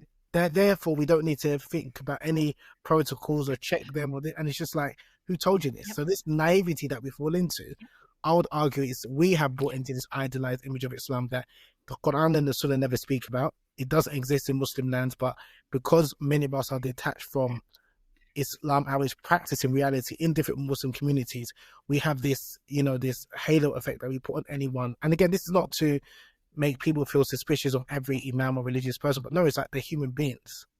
But still, accountability should be placed on individuals. And I think we don't have no issue with placing accountability on the woman, but accountability on the man is something that, for whatever reason, a number of Muslims find that very difficult to have. And another quick story I'll share. I was listening to a podcast, and there was a sheikh who was talking about how there was a woman fully dressed in abaya, and I think she was even wearing a niqab. She was walking with her father in the shopping mall, and there was some men who was catcalling this woman. And the father said to his daughter, look what you're bringing, look what shame you're bringing, go in the car. This is why I don't want to take you out. This is the mentality. This is so-called religious people.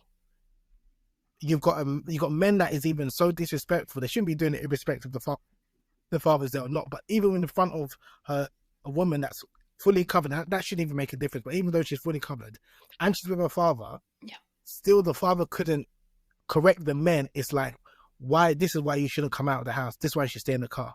And this is unfortunately the mentality that a number of Muslims have. We have to be honest. This mentality that, again, because women are fitna. I'm probably showing my age, but I remember like 20 plus years ago going to Islamic events, women couldn't ask a question. If we told this type of conversation, completely not allowed. Like, you have people showing their face, stuff for the life. People would be like, they'll lose their minds. At the most, you have to write on a piece of paper, send it to Zaid. Zaid will then read it, but then read it in a way that doesn't mimic a woman. She can't even laugh. The broken telephone. Yes. And for them, this is Islam. This is what it's... And it's just like, really?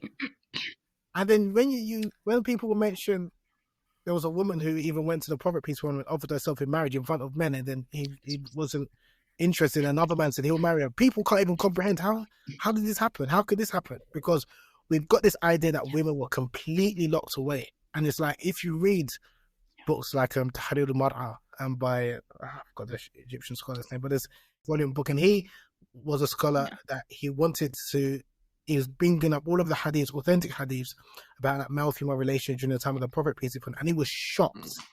Like the flexibility of interaction was totally different from what he expected or thought from his society. And this is something that, again, as for us as Muslims and practicing Muslims, this understanding of what the Islamic way you're supposed to interact with each other, a lot of it, we've adopted a very puritanical and prudish approach towards male-female relations, and we've used certain hadiths which are authentic, which are correct, which are sound in meaning, but again, how it's been interpreted, I'll argue that's the problem. Hey, if you have a story to tell, we'd love to have you on. Here you'll find a safe space of listeners who can understand what you're going through. Just shoot us an email with a summary of your story at info@halalmatch.ca. You know, Sheikh, this conversation, as much as it's enlightening, it's very painful to hear. Some of the facts you mentioned are very painful to hear. And I feel like some of our fuqaha lack the fiqh of al-waqi', fiqh of reality. I remember when we were in Sharia school, we had a class called قضايا فقهية معاصرة to non-Arabic speakers, fiqhi cases, contemporary fiqhi cases. And it looks like some scholars, like you said, unfortunately lived in a bubble that was created 1400 years ago, and they don't want to leave it for their many reasons. Yeah. Even to your point about the hypersexualized nature that was there in Andalusia, I don't even think you need to go that far back, because when the Prophet ﷺ and his companions first arrived to Medina was pretty screwed up, wasn't it? Like, as far as my understanding goes, like the culture and the way women were treated there, it was pretty bad. There were even like houses, as far as I know, there were houses for like prostitutes, right? Yeah. Exactly. Yes, exactly. And this is, again, that's why when you're hearing the hadith, like even about the youth, it's speaking about men who were, forgive me for language, pimping their wives for prostitution, like letting their wives have it. Because this was the culture. The hadith of Aisha, when she spoke about the different types of marriages prior to Islam, and there was, like you mentioned, a type of prostitution where women will put a red flag out. This is the culture environment that they grew up in. So again, you have to understand that when the Prophet ﷺ, when subsequent scholars or the companions are speaking about issues, they are speaking within a framework. We have been so divorced from that culture, we're thinking it was just idyllic, and it was never the case.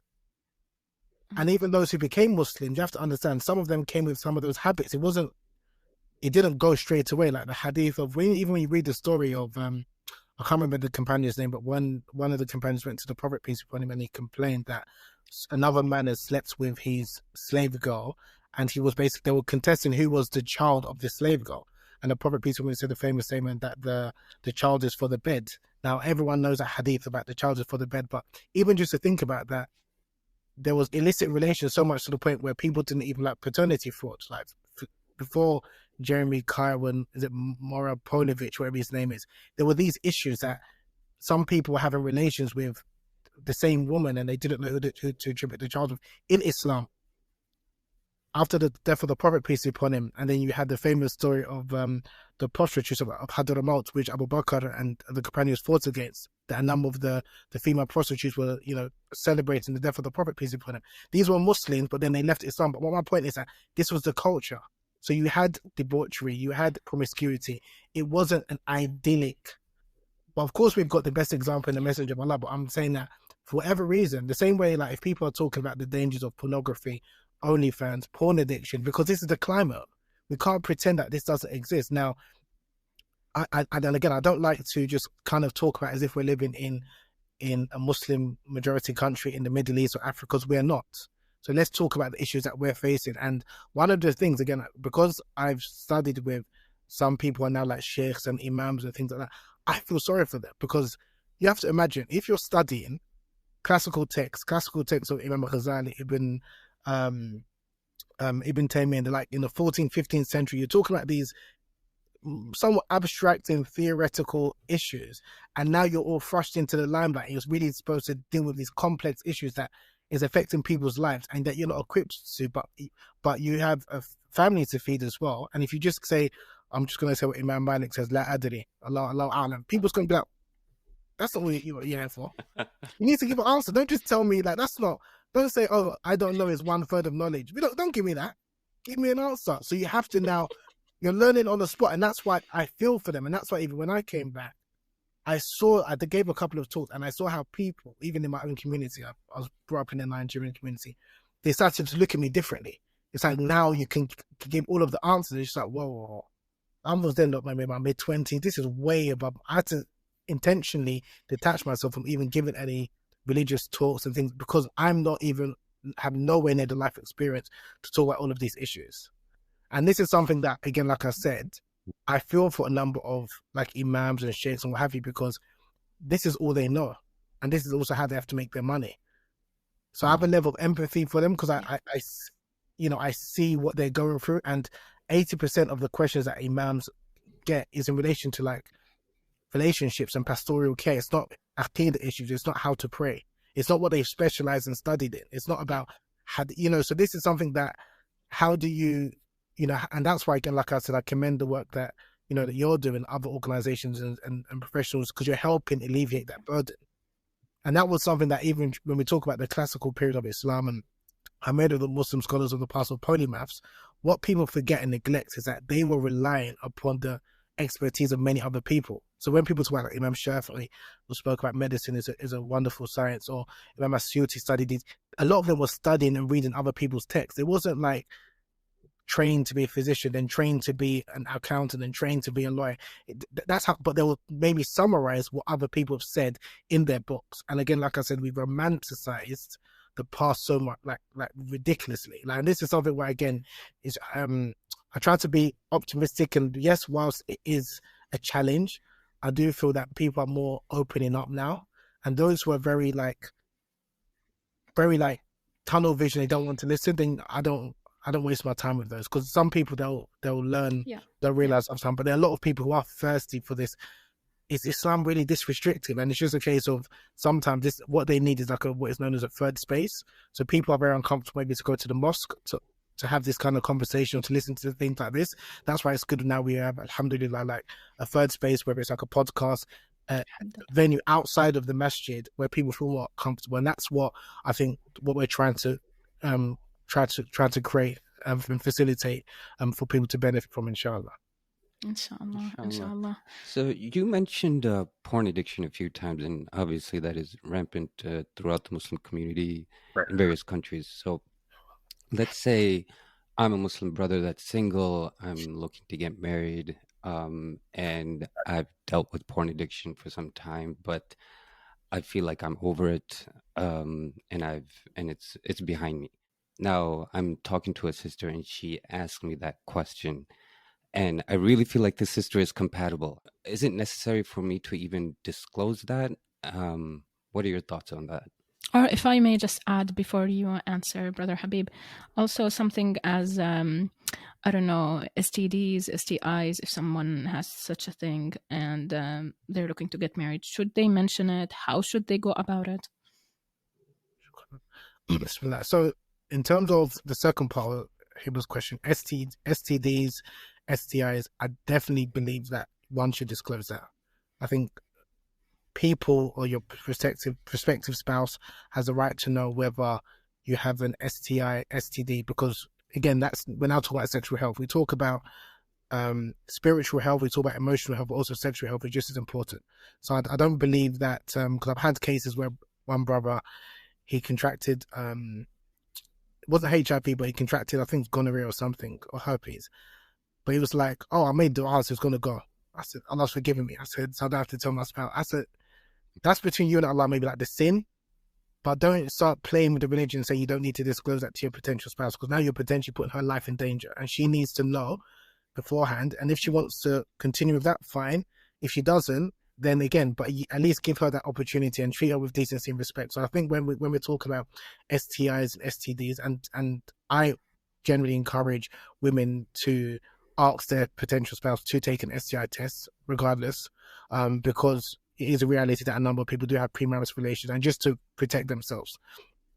So in terms of like when we're talking about STIs and STDs, I don't think anything is wrong with requesting that or demanding that, in terms of like you just wanted to make sure. And again, it also can be someone can inherit an STI, and that's also, and it might also be via intimate relations that they could have got a sexually transmitted disease, which a lot of people are unaware of. And there are some people, like for example in the Black communities, if someone has a condition like sickle cell, so if someone's got a sickle cell trait and another person's got a sickle cell trait, it's more than likely that their child is going to have sickle cell trait. So because of that, if someone has a sickle cell trait, they would want to know like the blood type of the potential spouse, just to avoid their child more than likely having a sickle cell. So things like that, I just think there's nothing wrong with disclosing that or being very clear in terms of, I've got a sickle cell trait, I prefer with someone that hasn't got a sickle cell trait. And if they still want to get together despite knowing that and bear the risk, again, that's fine, but at least give the person the option to make that decision. Now, when we're talking about porn addiction, is quite a controversial topic, because even we use addiction like in terms of porn quite loosely, but there's no actual real definition according to a lot of psychologists. Like, it's not a mental illness. Some say that is, some say it's not. So it's quite disputed. Some say it's actual addiction. Some say it's a problematic behavior where someone has excessively, consumed porn. Now, one thing that I think most people would agree, whether you call it an addiction or not, is that it definitely has some detrimental effects towards how one views sexuality, how one views opposite sex, even in terms of the brain patterns and things like that. So because of that, and the detrimental effects it can cause subsequent to marriage as well, I think it's important that one kind of discloses, okay, if they have had an issue, or they do have an issue, or what they're at least doing to try and resolve their porn habit or excessive porn consumption, because it has affected a number of men, whether it's in the form of porn-induced erectile dysfunction. I get that quite a lot, where a number of people complain about, like, my husband is not interested in intimacy with me, but he needs to watch porn before he can be intimate, or he can only get himself off via watching porn. You know, this is real issues that happens, unfortunately. Or you have some women who complain that their husbands suffer from what is known as an ejaculation or anorgasmia. So anorgasmia is the inability to orgasm, and anejaculation is inability to expel fluid, inability to ejaculate. And some of that can be due to excessively watching, not only watching the porn, but it's the masturbation habit. So again, these are real life conversations and issues that many people face. So again, I think if a brother is struggling with this and he hasn't maybe sought professional help or therapy, or hasn't really resolved it, I think it's important that he at least discloses, okay, would this be an issue for you?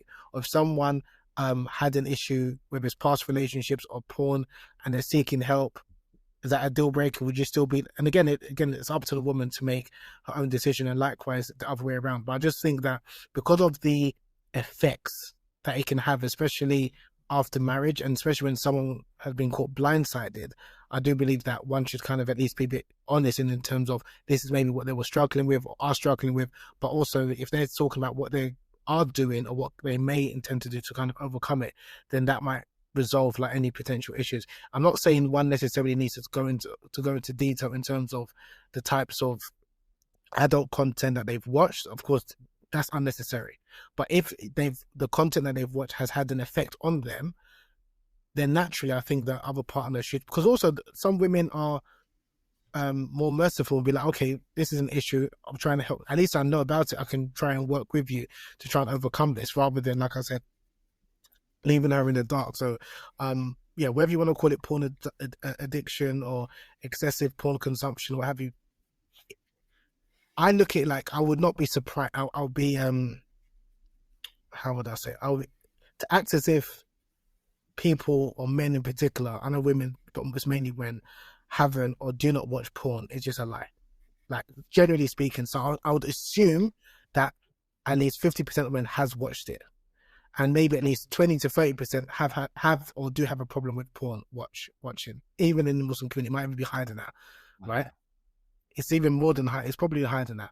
And this is all people that haven't been married, that are married, divorced. So this is not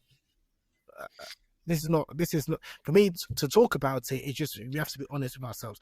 And there's also a problem that there are a number of men who have a problem with soliciting escorts, or going to prostitutes, or they'll go abroad. Or there'll be some women who will say, I'm not going to have intimate relations, like in terms of from the front, but have intimate relations from the back. And they will say, but I'm still a virgin because I've not had actual, this is real life issue. This happens. So these are things where, again, how much one should disclose, again, if it's going to have an effect in their current situation, then the other party should know. If it's something they've done in the past and it's not got any, then I don't think you need to kind of disclose in terms of your sins and what you've done in the past. But especially with porn addiction or excessive porn consumption, because like I said, the rewiring it can do, it has on the brain, and how it can affect the way one views intimacy, women, that's also very problematic. I think the same way, like a number of women, because of a lot of the romance novels and stuff that they've watched, they have a very unrealistic image of what marriage is, of what a man should be. And this is why having these honest conversations, not to necessarily say how many novels have you watched in the last 3 years. I'm not saying like that, but what are your expectations? What do you think marriage should be? If she says, no, I expect my husband to buy me flowers every 2 weeks, take me to Dubai once a year, then take me to, if she has this romanticized because she's been watching a lot of Dubai bling and that's what marriage is for her, then that's fine. But then he needs to realize whether I can give her that or not. No, that it's reality. That's why, again, just having these honest conversations, because we all have been educated or somewhat miseducated about relationships, whether we like or not. Whether someone has had relationships or not, people have an idea in terms of what their expectations are. So if you've got these unrealistic expectations, or these expectations that are quite lofty, and your partner isn't able to meet them, then you're going to be dissatisfied. And that's why, again, it's about having these honest conversations, especially, again, with men, a lot of it in relation to intimacy, because that's what motivates a lot of men. And then with the women, it might be like the emotional side, because there are some women who, and Esther Perel is a really brilliant psychologist. She speaks about how nowadays a lot of women, the way before marriage was done for pragmatic reasons or political reasons or family reasons. Now, because we're in an age of a lot of people want to obviously be in love, like have a romantic relationship.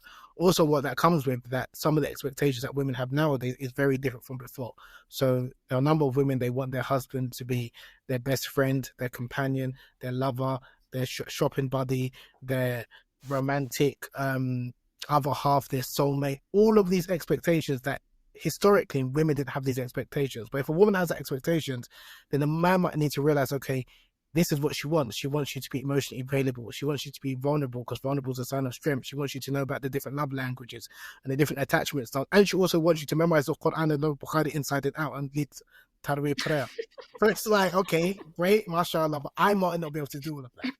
Again, just having these honest and realistic conversations, I think it's important to be, again, like transparent with one's partner. And again, I think as adults, one can have this if some of the difficult conversations, like around porn addiction or STIs, if one doesn't obviously feel comfortable to say it face to face, you can say indirectly, or say, would these be like a deal breaker, or have this in the form of like, you have a list of deal breakers or red flags, and say if your spouse has any of these, would this be a complete deal breaker? And if they say yes, or they might cross some off, that's the way of like getting that message across. But ultimately, what my point is that I think transparency is quite important, because, like I said, I think people of the past were more in tune with having these honest conversations about intimacy, which for many Muslims nowadays is a very uncomfortable topic. And I would argue that our tradition doesn't have this puritanical, prudish understanding about intimacy that many of us have adopted, I'll argue, from other traditions, other cultures, or from like Christianity. If you could give one piece of advice to single Muslims preparing for marriage, more specifically to prepare for intimacy, what would it be? So I would say to follow the sunnah of the Prophet Muhammad, peace be upon him. And the reason why I'll just say that is because the sunnah of the Prophet is way more broader than many people realize, especially in relation to intimacy. Because as far as I'm concerned, and I mentioned it earlier, the Prophet Muhammad, peace be upon him, is the most romantic person you ever meet or you ever read about in your life. The way he prioritized women's pleasure, not only their emotional pleasure, but also their physical pleasure, and also was attentive to their needs, and also allowed women their own voice. And marrying different women as well, you see that he allowed different personality types. And this is something that I think as men, we should look more at the Prophet, peace be upon him, as a husband, as he was, in terms of, and also there are women, like for example, we know that the women of the Ansar, he didn't marry them because the jealousy was too extreme. They couldn't handle being in a polygamous relationship. So he was totally fine with that. So I'm saying the way the Prophet, peace be upon him, was, as like the sunnah of female sexual satisfaction, the sunnah of intimacy, is something that unfortunately many people are not aware of. And I think if one reads and learns about it, it will inspire one to be a better person, a better Muslim, and also inshallah a better spouse. And it works both ways, not only for men but also for women. I think women, when they read about the Prophet, peace be upon him, and the way he was with his wives, I think they can naturally embrace that more. Whereas I think a lot of men, because we haven't really seen or heard of those examples or those stories, that's why unfortunately when you hear about it, if it was someone other than the Prophet, peace be upon him, some Muslims might have said some disparaging things about, oh, that's like a simp, that's like this, that's like that. That's not realizing that the Prophet, peace be upon him, he embodied true manhood, perfection, mercy towards women. And again, so that's why, again, he's the example, because like I said, many of our understandings about intimacy, a lot of it, and you alluded to earlier, Zaid, is based on our culture. And a quick story of like when, during the time of the Prophet, peace be upon him, when the men of Mecca married the women of Medina, and the men of Mecca, one of the men of Mecca, he wanted to have intimate relations with his wife from the rear end position, and she was like, no, we don't do that here, because in their understanding in Medina, that if a woman has relations from behind, that the child will be deformed or cross-eyed. So they went to the Prophet, peace be upon him, to clarify, is this like acceptable in Islam? And the Prophet clarified that as long as in the correct orifice, i.e. from the front, it's perfectly permissible, whichever position that you want to enter upon your wife. So this is an example that they were, the people of Medina, because they had a more culturally conservative or restrictive understanding of intimacy and modesty, and the Prophet, peace be upon him, clarified, and it was more expansive than they understood. And as I would argue, the way a lot of us have understood Islam or intimacy in Islam, a lot of it is based on our culture, not based on the religion. Because when you actually read and study the life of the Prophet and how early the scholars, because again, a lot of the early scholars, the erotologists that were speaking about intimacy, they were inspired by the Quran and the Hadith. It's not that they were just inspired purely by their own cultures. Their main inspiration was the Quran and the Sunnah. But unfortunately, like I said, a lot of Muslims have become so detached from intimacy, from Islam and with sexuality. We see it as extremely taboo. I need to go to other sources. So a lot of Muslims will say The 5 Love Languages from Gary Chapman, which is a Christian book. So you don't, I'm no issues reading from a Christian perspective, but as soon as someone says something from an Islamic perspective, you feel uncomfortable. Now, I would say to that is, it's not the religion that has the issue, it's you have the issue, that your understanding of the religion.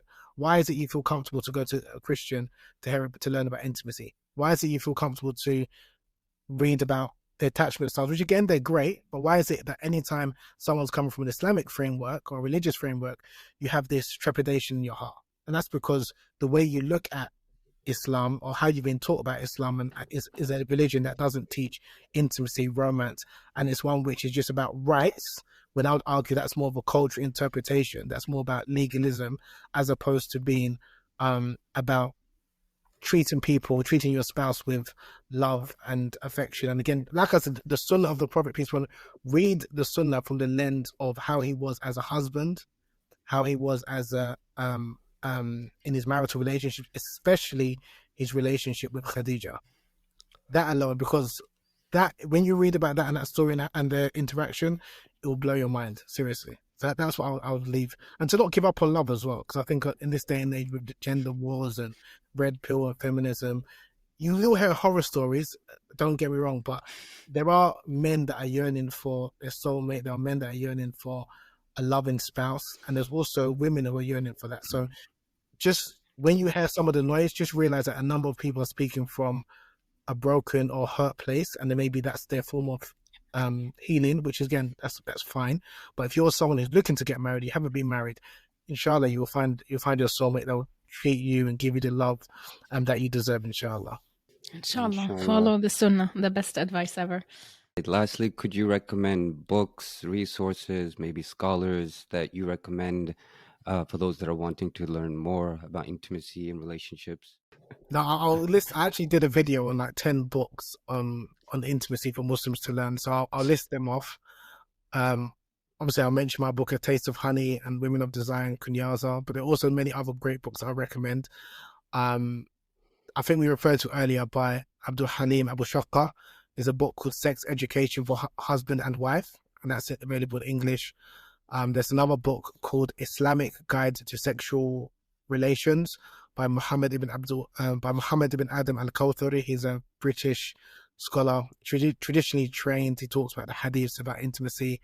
There's a really good book that was recently published by a marriage counselor from Malaysia, a husband and wife couple called Osman Siddiq and Enon Mansour. Their book is called Sex, Soul and Islam, a brilliant book, and it talks about the hadiths about intimacy for women and hadith about intimacy relating to men. And again, it's a very contemporary book.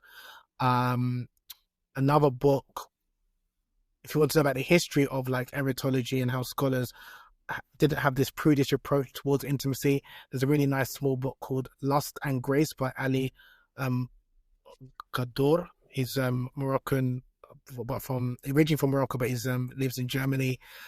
Another good book was quite academic, Sexuality in Islam by Abdul Wahab Boudiba, and another book called Female Sexuality in the Early Medieval Islamic World.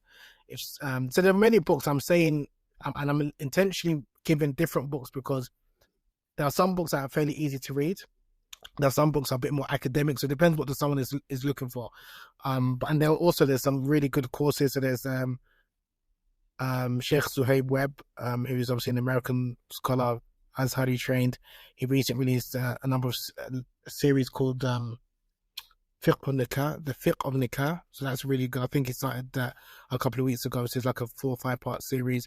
Talks about the understanding of marriage and Nikah, like even because a lot of the understandings of the pre-modern Muslims wasn't like, they didn't have these reservations, like how intimacy and marriage is intertwined. The word marriage, the word Nikah in Arabic, Nikah means intimacy.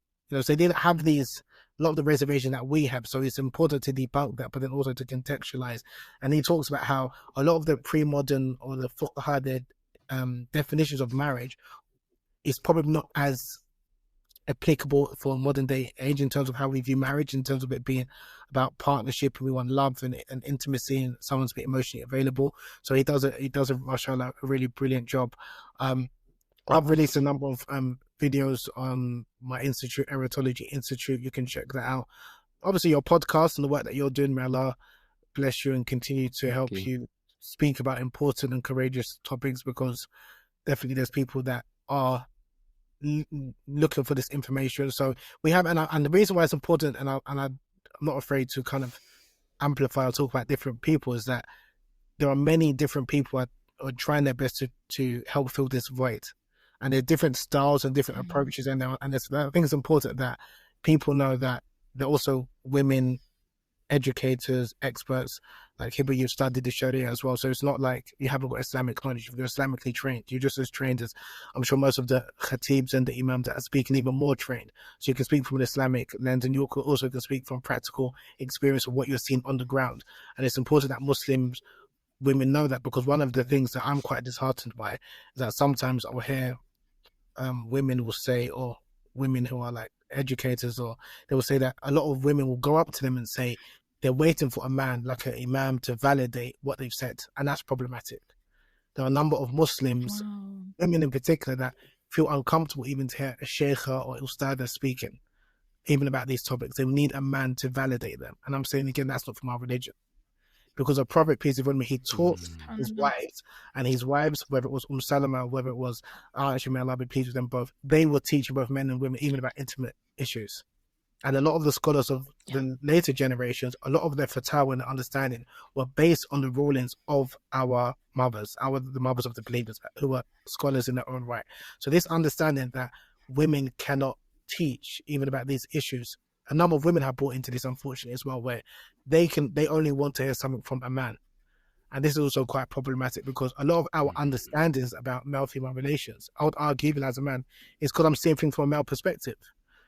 And that's something that you do see that clearly, that I can say a story and I'm looking at purely from a male perspective and not thinking about implications or even for men to listen to. So that's why, again, I think it's important that we try and create that Medinan society where, if we look at Umar bin Khattab, who is known to be, very strong and stern with women, but people forget he was a man of justice, and he was a man that also empowered women. There are several stories where I do relay some of them in my book, but two of the stories that I really love is when there was a woman who went to one of the companions when Umar was he was the leader of the Muslims at that time, and she was saying that her husband, such a brilliant man, he prays all of the time during the night, he's always fasting. And Umar said, mashallah, you've got a brilliant man, a great husband. And he didn't realize what the woman was saying indirectly, that she was saying that he isn't fulfilling her needs, he's not being attentive towards her. And then one of the companions who was with Umar at the time, he actually told Umar what she's actually saying, because she didn't want to say directly what the issue was. And Umar then said, okay, can you rule in this situation? So that's an example of Umar who delegated to someone who's more experienced or has a better knowledge about a particular matter. Another example of Umar, again, the brilliant leader, may Allah be pleased with him, that he was, when he was patrolling the streets of Medina, and he heard a woman who was singing poetry about how if it wasn't for the fear of Allah, she would have brought another man into her bedroom to make love with her because her husband was away. And then she was in need of intimacy. And then when Umar found out about this, he then went to his daughter Hafsa, who was also the wife of the Prophet, peace be upon him. This was when Umar was the leader, so the Prophet, peace be upon him, had passed away. And then he asked Hafsa, he said, I've got an important question to ask you. And again, there's no shyness when it comes to religion. How long can a woman be away from her husband? Then Hafsa, out of shyness, she indicated with her hands either 4 or 5 months. And then one narration said 5 or 6 months. And then because of that recommendation from his daughter, he then told, because he found out that the woman's husband was away on jihad, on a military expedition, he then told the husband to come back to ensure that he's to fulfill his wife's desires. And then he said that no man should spend more than 4 months away from his wife. Why? Because he's thinking about the needs of women. And this is something that when you read later scholars, when they say things like a man should be with his wife at least once every 4 months, you have to understand the context in which it was said. So this is from the advice of a woman, from Hafsa. So this is like an example where you had men who was in positions of power, Umar, who was consulting women about intimate matters. So this is something that, again, I think we as Muslims, we lose sight of. So when you hear Imam Malik said this, or the Maliki said this, not realizing that they are taking the opinion of Umar, who took this opinion from a woman who's his daughter Hafsa. So many of these stories, like I said, in the first three communities where you had women who were elevated and respected and their voices were heard, unfortunately, from like, you could say the 3rd century, 4th century of the Islamic era, and then the legal schools were codified, you didn't have as many women like scholars in terms of like jurists. You had women in terms of narrating hadiths, but in terms of their legal opinions, it wasn't as unfortunately. So that's why you don't really hear their voices, and that's why some of these issues that you find, especially like these common day issues, like in the sense of like secret second wives and things like that, it's a really like polarizing topic, because when you listen to women, it's very clear this is clearly un-Islamic, it's clearly unethical. How can you have a secret second wife? But when you speak to a number of brothers who are knowledgeable, well, technically it's halal, technically I don't need permission, so it's not wrong, and it's just like you're clearly going against the spirit of the law. Do you think the Prophet, peace be upon him, would have done this? Do you think any companion would have done this and the Prophet would have said this is completely fine? But because you are stuck in this echo chamber of other brothers who are saying, oh, this scholar said you can do it, and then there's this story by this scholar who may have done this, and it's like, but you know, from the principle of Islam, again, as a lay person, is a religion that you have to be honest, you have to be upright, you can't be deceitful. How can you, if you understand that, how can you then think that you can even deceive your wife? If you ask 99% of women, the answer is very clear. If you ask a lot of men, I'll be honest, people are like, oh, but technically, because we can justify and rationalize it. You know, if I tell her she'll, you know, kick off and I might lose my kids, I might lose my house. So you rationalize something that from the spirit of Islam, if you understand the Sunnah, you know that he will not allow that. You will know that he will never do that. But if you are just thinking about theoretical Islam or Islam by technicality or legality, and this is something, like I said, we lose sight of when we forget about the Sunnah. I'm not talking about when you talk about the Sunnah, the spirit, and when I'm talking about the Sunnah, it's only the Sunnah of the Prophet, peace be upon him, because he said, follow his Sunnah and the Sunnah of the Khulafa al-Rashidin, which are the four rightly guided caliphs, and Umar is one of them. So this is why, like again, a lot of brothers, we know about Umar being very stern and harsh, but we forget that there were several instances where he listened to women, he was corrected by a woman, and he wasn't fine with that because he was a man of justice. And I just think that that's something that we need to embody, not just to live in the past and think, unless I can get this clear statement from a classical scholar that said this, otherwise Islam doesn't allow, you know, such and such, or this is perfectly permissible. So I just embody the spirit. And this is something that if we do that, because when you look at a lot of our illuminary scholars, whether they're Al-Ghazali or Ibn Qayyim al-Jawziyya or Ibn Arabi and what have you, non-Muslims respected them. Ibn Sina. How many non-Muslims are respecting our scholars for their brilliance? Because we're living in the past. They're not really Islam as like being practical, because we're living in the past. They wasn't living in the past, and that's why again it's about trying to again embody the spirit of Islam and then deal with hard hitting but real issues that Muslims are dealing with, and not just trying to like live in the past, you know. Brother, have you ever been accused of being a feminist? It just occurred to me to ask you. I've been accused of being a feminist. I've been accused of being a black nationalist. I've been accused of being a simp. I've been accused of loving women too much. I've been accused of so many things. So like, even with the feminists, I'm not a feminist. I don't like the term feminism, but I do understand where it came from, and I don't have this hatred towards feminism. I have issues with it because of how it came about, but I do have a lot of empathy for feminist writers, and I do read some books by feminists, both Muslim and non-Muslim feminists. I don't have this because I don't agree with some parts of feminism, or I don't agree with the label, therefore, you know, I ridicule feminism. And again, I just think it's someone who's intellectually immature can't listen to someone that you might disagree with some of their opinions, you know. So this whole idea that brothers unfortunately nowadays like to throw around, that if someone's speaking about women's rights in Islam from the Quran, from the Sunnah, they're labeled a feminist, which is crazy. And that is just where we've come to, that where if someone is speaking about, like someone said to me recently, you black feminists. I said, I know I'm black, but the feminist part, where did you get that from?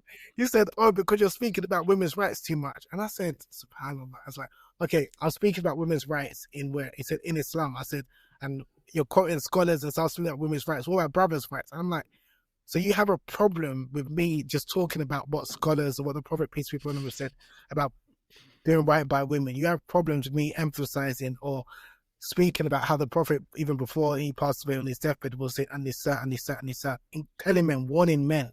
So whilst we know about the hadiths of women are fitna, yes, we know about those hadiths, and we talk at length about feminism and women are fitna, but you don't think about the hadiths where the Prophet is talking about how you should be responsible for women. You don't talk about the verse in the Quran where Allah says, وَعَاشِرُهُنَّ بِالْمَعْرُوفِ, live with your wives in that which is good and that which is kind. This is from Allah subhanahu wa ta'ala. This is not from those scholars.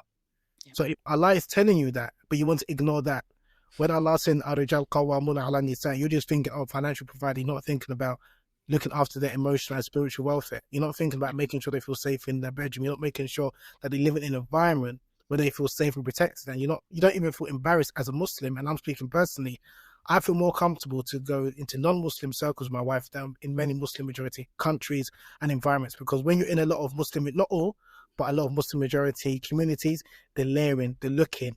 Sometimes, and it's like I don't have that in many non-Muslim majority communities, and I'm saying that is a shame on us as Muslims. That is a shame on us as Muslims. So this idea that, so we can talk about Islam, which gives women's rights and this and the other, but are we embodying that?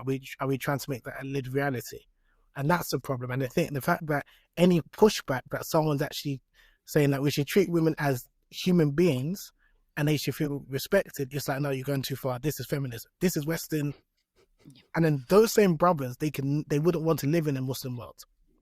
Or they would only want to live in a Muslim world. They've got all of the rights and they're treated like kings and this, that, and the other. And they're using their American dollar or the Canadian dollar or the British pound to live like a wealthy person because they see the injustice. And I would argue because a lot of those countries are not embodying what Islam came to bring. So, yeah, the whole feminism stuff. And again, it's easier for me to say because even if I'm being accused of being a feminist, it doesn't hit. And it just, unfortunately, it's used against women a lot. And this is why I think as brothers, we should be more man enough to kind of talk about these issues that we have a problem. Let's not make out like, because we can talk about red pill and divorce and, we talk about, and there are issues, but they're also, if you read our literature, it's not from our religion, but if you read our tradition, there is a lot of misogyny. There are opinions that you think, what is this? That are still being enforced in the name of Islam. Yeah. So we can't pretend that this doesn't exist. And anyone who's studied will know this. And there are people that have studied these texts, and that's why they have these ideas. And again, you can still respect our scholars. You can still respect, appreciate and benefit their works. But there are a number of things that some of our scholars have said that's not from that. Maybe it doesn't. It's not compatible with this day and age. We have to be realistic and honest with ourselves. But unfortunately, because I think people don't want to be seen to question or challenge what a previous scholar have said, even if it clearly goes against the Quran. I'm not talking about hadith. Where scholars clearly, like there's a scholar, I'm not going to say his name, who spoke about he said that women are inferior to men, and he gave 18 reasons why women are inferior. And this is a classical respected scholar, and his book is even translated into English. So people will probably, if they read the book, they know what I'm talking about. But this is my point, that they will say, like he said, that women are inferior to men, and he gave 18 reasons why women are inferior. He mentioned like menstruation, he said childbirth because they can't divorce. So he's given all of these rationale that's clearly from a Judeo-Christian perspective or a Persian, because he was influenced, a medieval great scholar. Now, my issue is that because a lot of Muslims, I've studied with some people, because they revere this scholar so much, they don't want to call it out and say that's not Islamic. They will say, oh, well, technically what he means is this, and they're trying to make, rather than just saying, okay, that was his opinion, that clearly contradicts the Quran, and so no, we don't accept that. We don't need to accept that. But because they revere the scholar so much, it's like they're just trying to make excuses. And to be honest, the people that are really calling out, for the most part, it's normally feminists, whether they're Muslim or non-Muslim. That's the reality. That's why, because they're calling this out, and because a lot of the Muslims who are traditionally trained in men, they revere some of these scholars, even though they might know what they're saying is true, they don't want to admit it. And this is also a problem. And I'm seeing this not only with like some of the rampant misogyny you find in our tradition, issues like female genital cutting as well, which is unfortunately an issue and is prevalent in some parts of the Muslim world. And when I've been speaking about this, a lot of times the people that are calling this out are feminists or non-Muslims. And a lot of the people are traditionally trained, because a scholar has said this, and even when they will read some great scholars who've said things like female genital cutting or khitan is important, or it's good for women because it perfects them. And the reason why khitan is good or it's important, because if a woman was not circumcised, she would have excessive lust and she'll start to be promiscuous like non-Muslims. And there are a number of, this is well known in especially a number of Muslim countries in Africa, as well as in Arabia, as well as in parts of Southeast Asia. But because a lot of people are traditionally trained, don't feel like, I don't want to go against what the scholar or previous scholars have said, even though I know medically and all the rest of it is wrong and it clearly contradicts the Quran and Sunnah, I'm just going to keep quiet. And the people that are speaking out against it are oftentimes people that are not from our tradition, or people that might be, you can consider to be radical feminists. So this is why it's a problem that, but then I'm asking, okay, those imams, scholars, or what have you, do you have more allegiance to your scholars or the Quran and Sunnah? Exactly. And if you have allegiance to Quran and Sunnah, you can be like, no, I still respect those scholars, but I don't agree with that. That's incorrect. Yeah. Just having that spirit of we're all trying to serve people, obviously, in worship Allah subhanahu wa ta'ala, but embodying the spirit that Quran and Sunnah encourage us to speak the haqq and speak out for truth. And you find a lot of injustice in our Muslim communities that has been done in the name of Islam, unfortunately. So, but in answer to your question, yes, I've been accused of being a feminist. I'm not a feminist, but people can call whatever they like. And sometimes when they DM me, I clap back and give them, I should be better than not, but I do respond. So.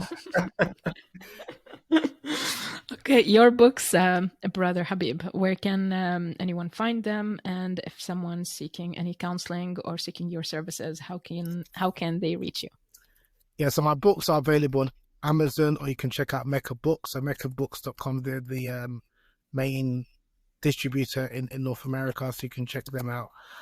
I don't offer basically counseling services anymore. I've got a lot on, even like the work that I'm doing. I'm like brother says, I've got a 9 to 5. I've got a family. I'm a chartered accountant by profession. So this is like I do on the side. It's not so, and so that's why I would try and signpost people to, Muslim counselors if they need any. But I do try and post some on my Instagram page and things like that.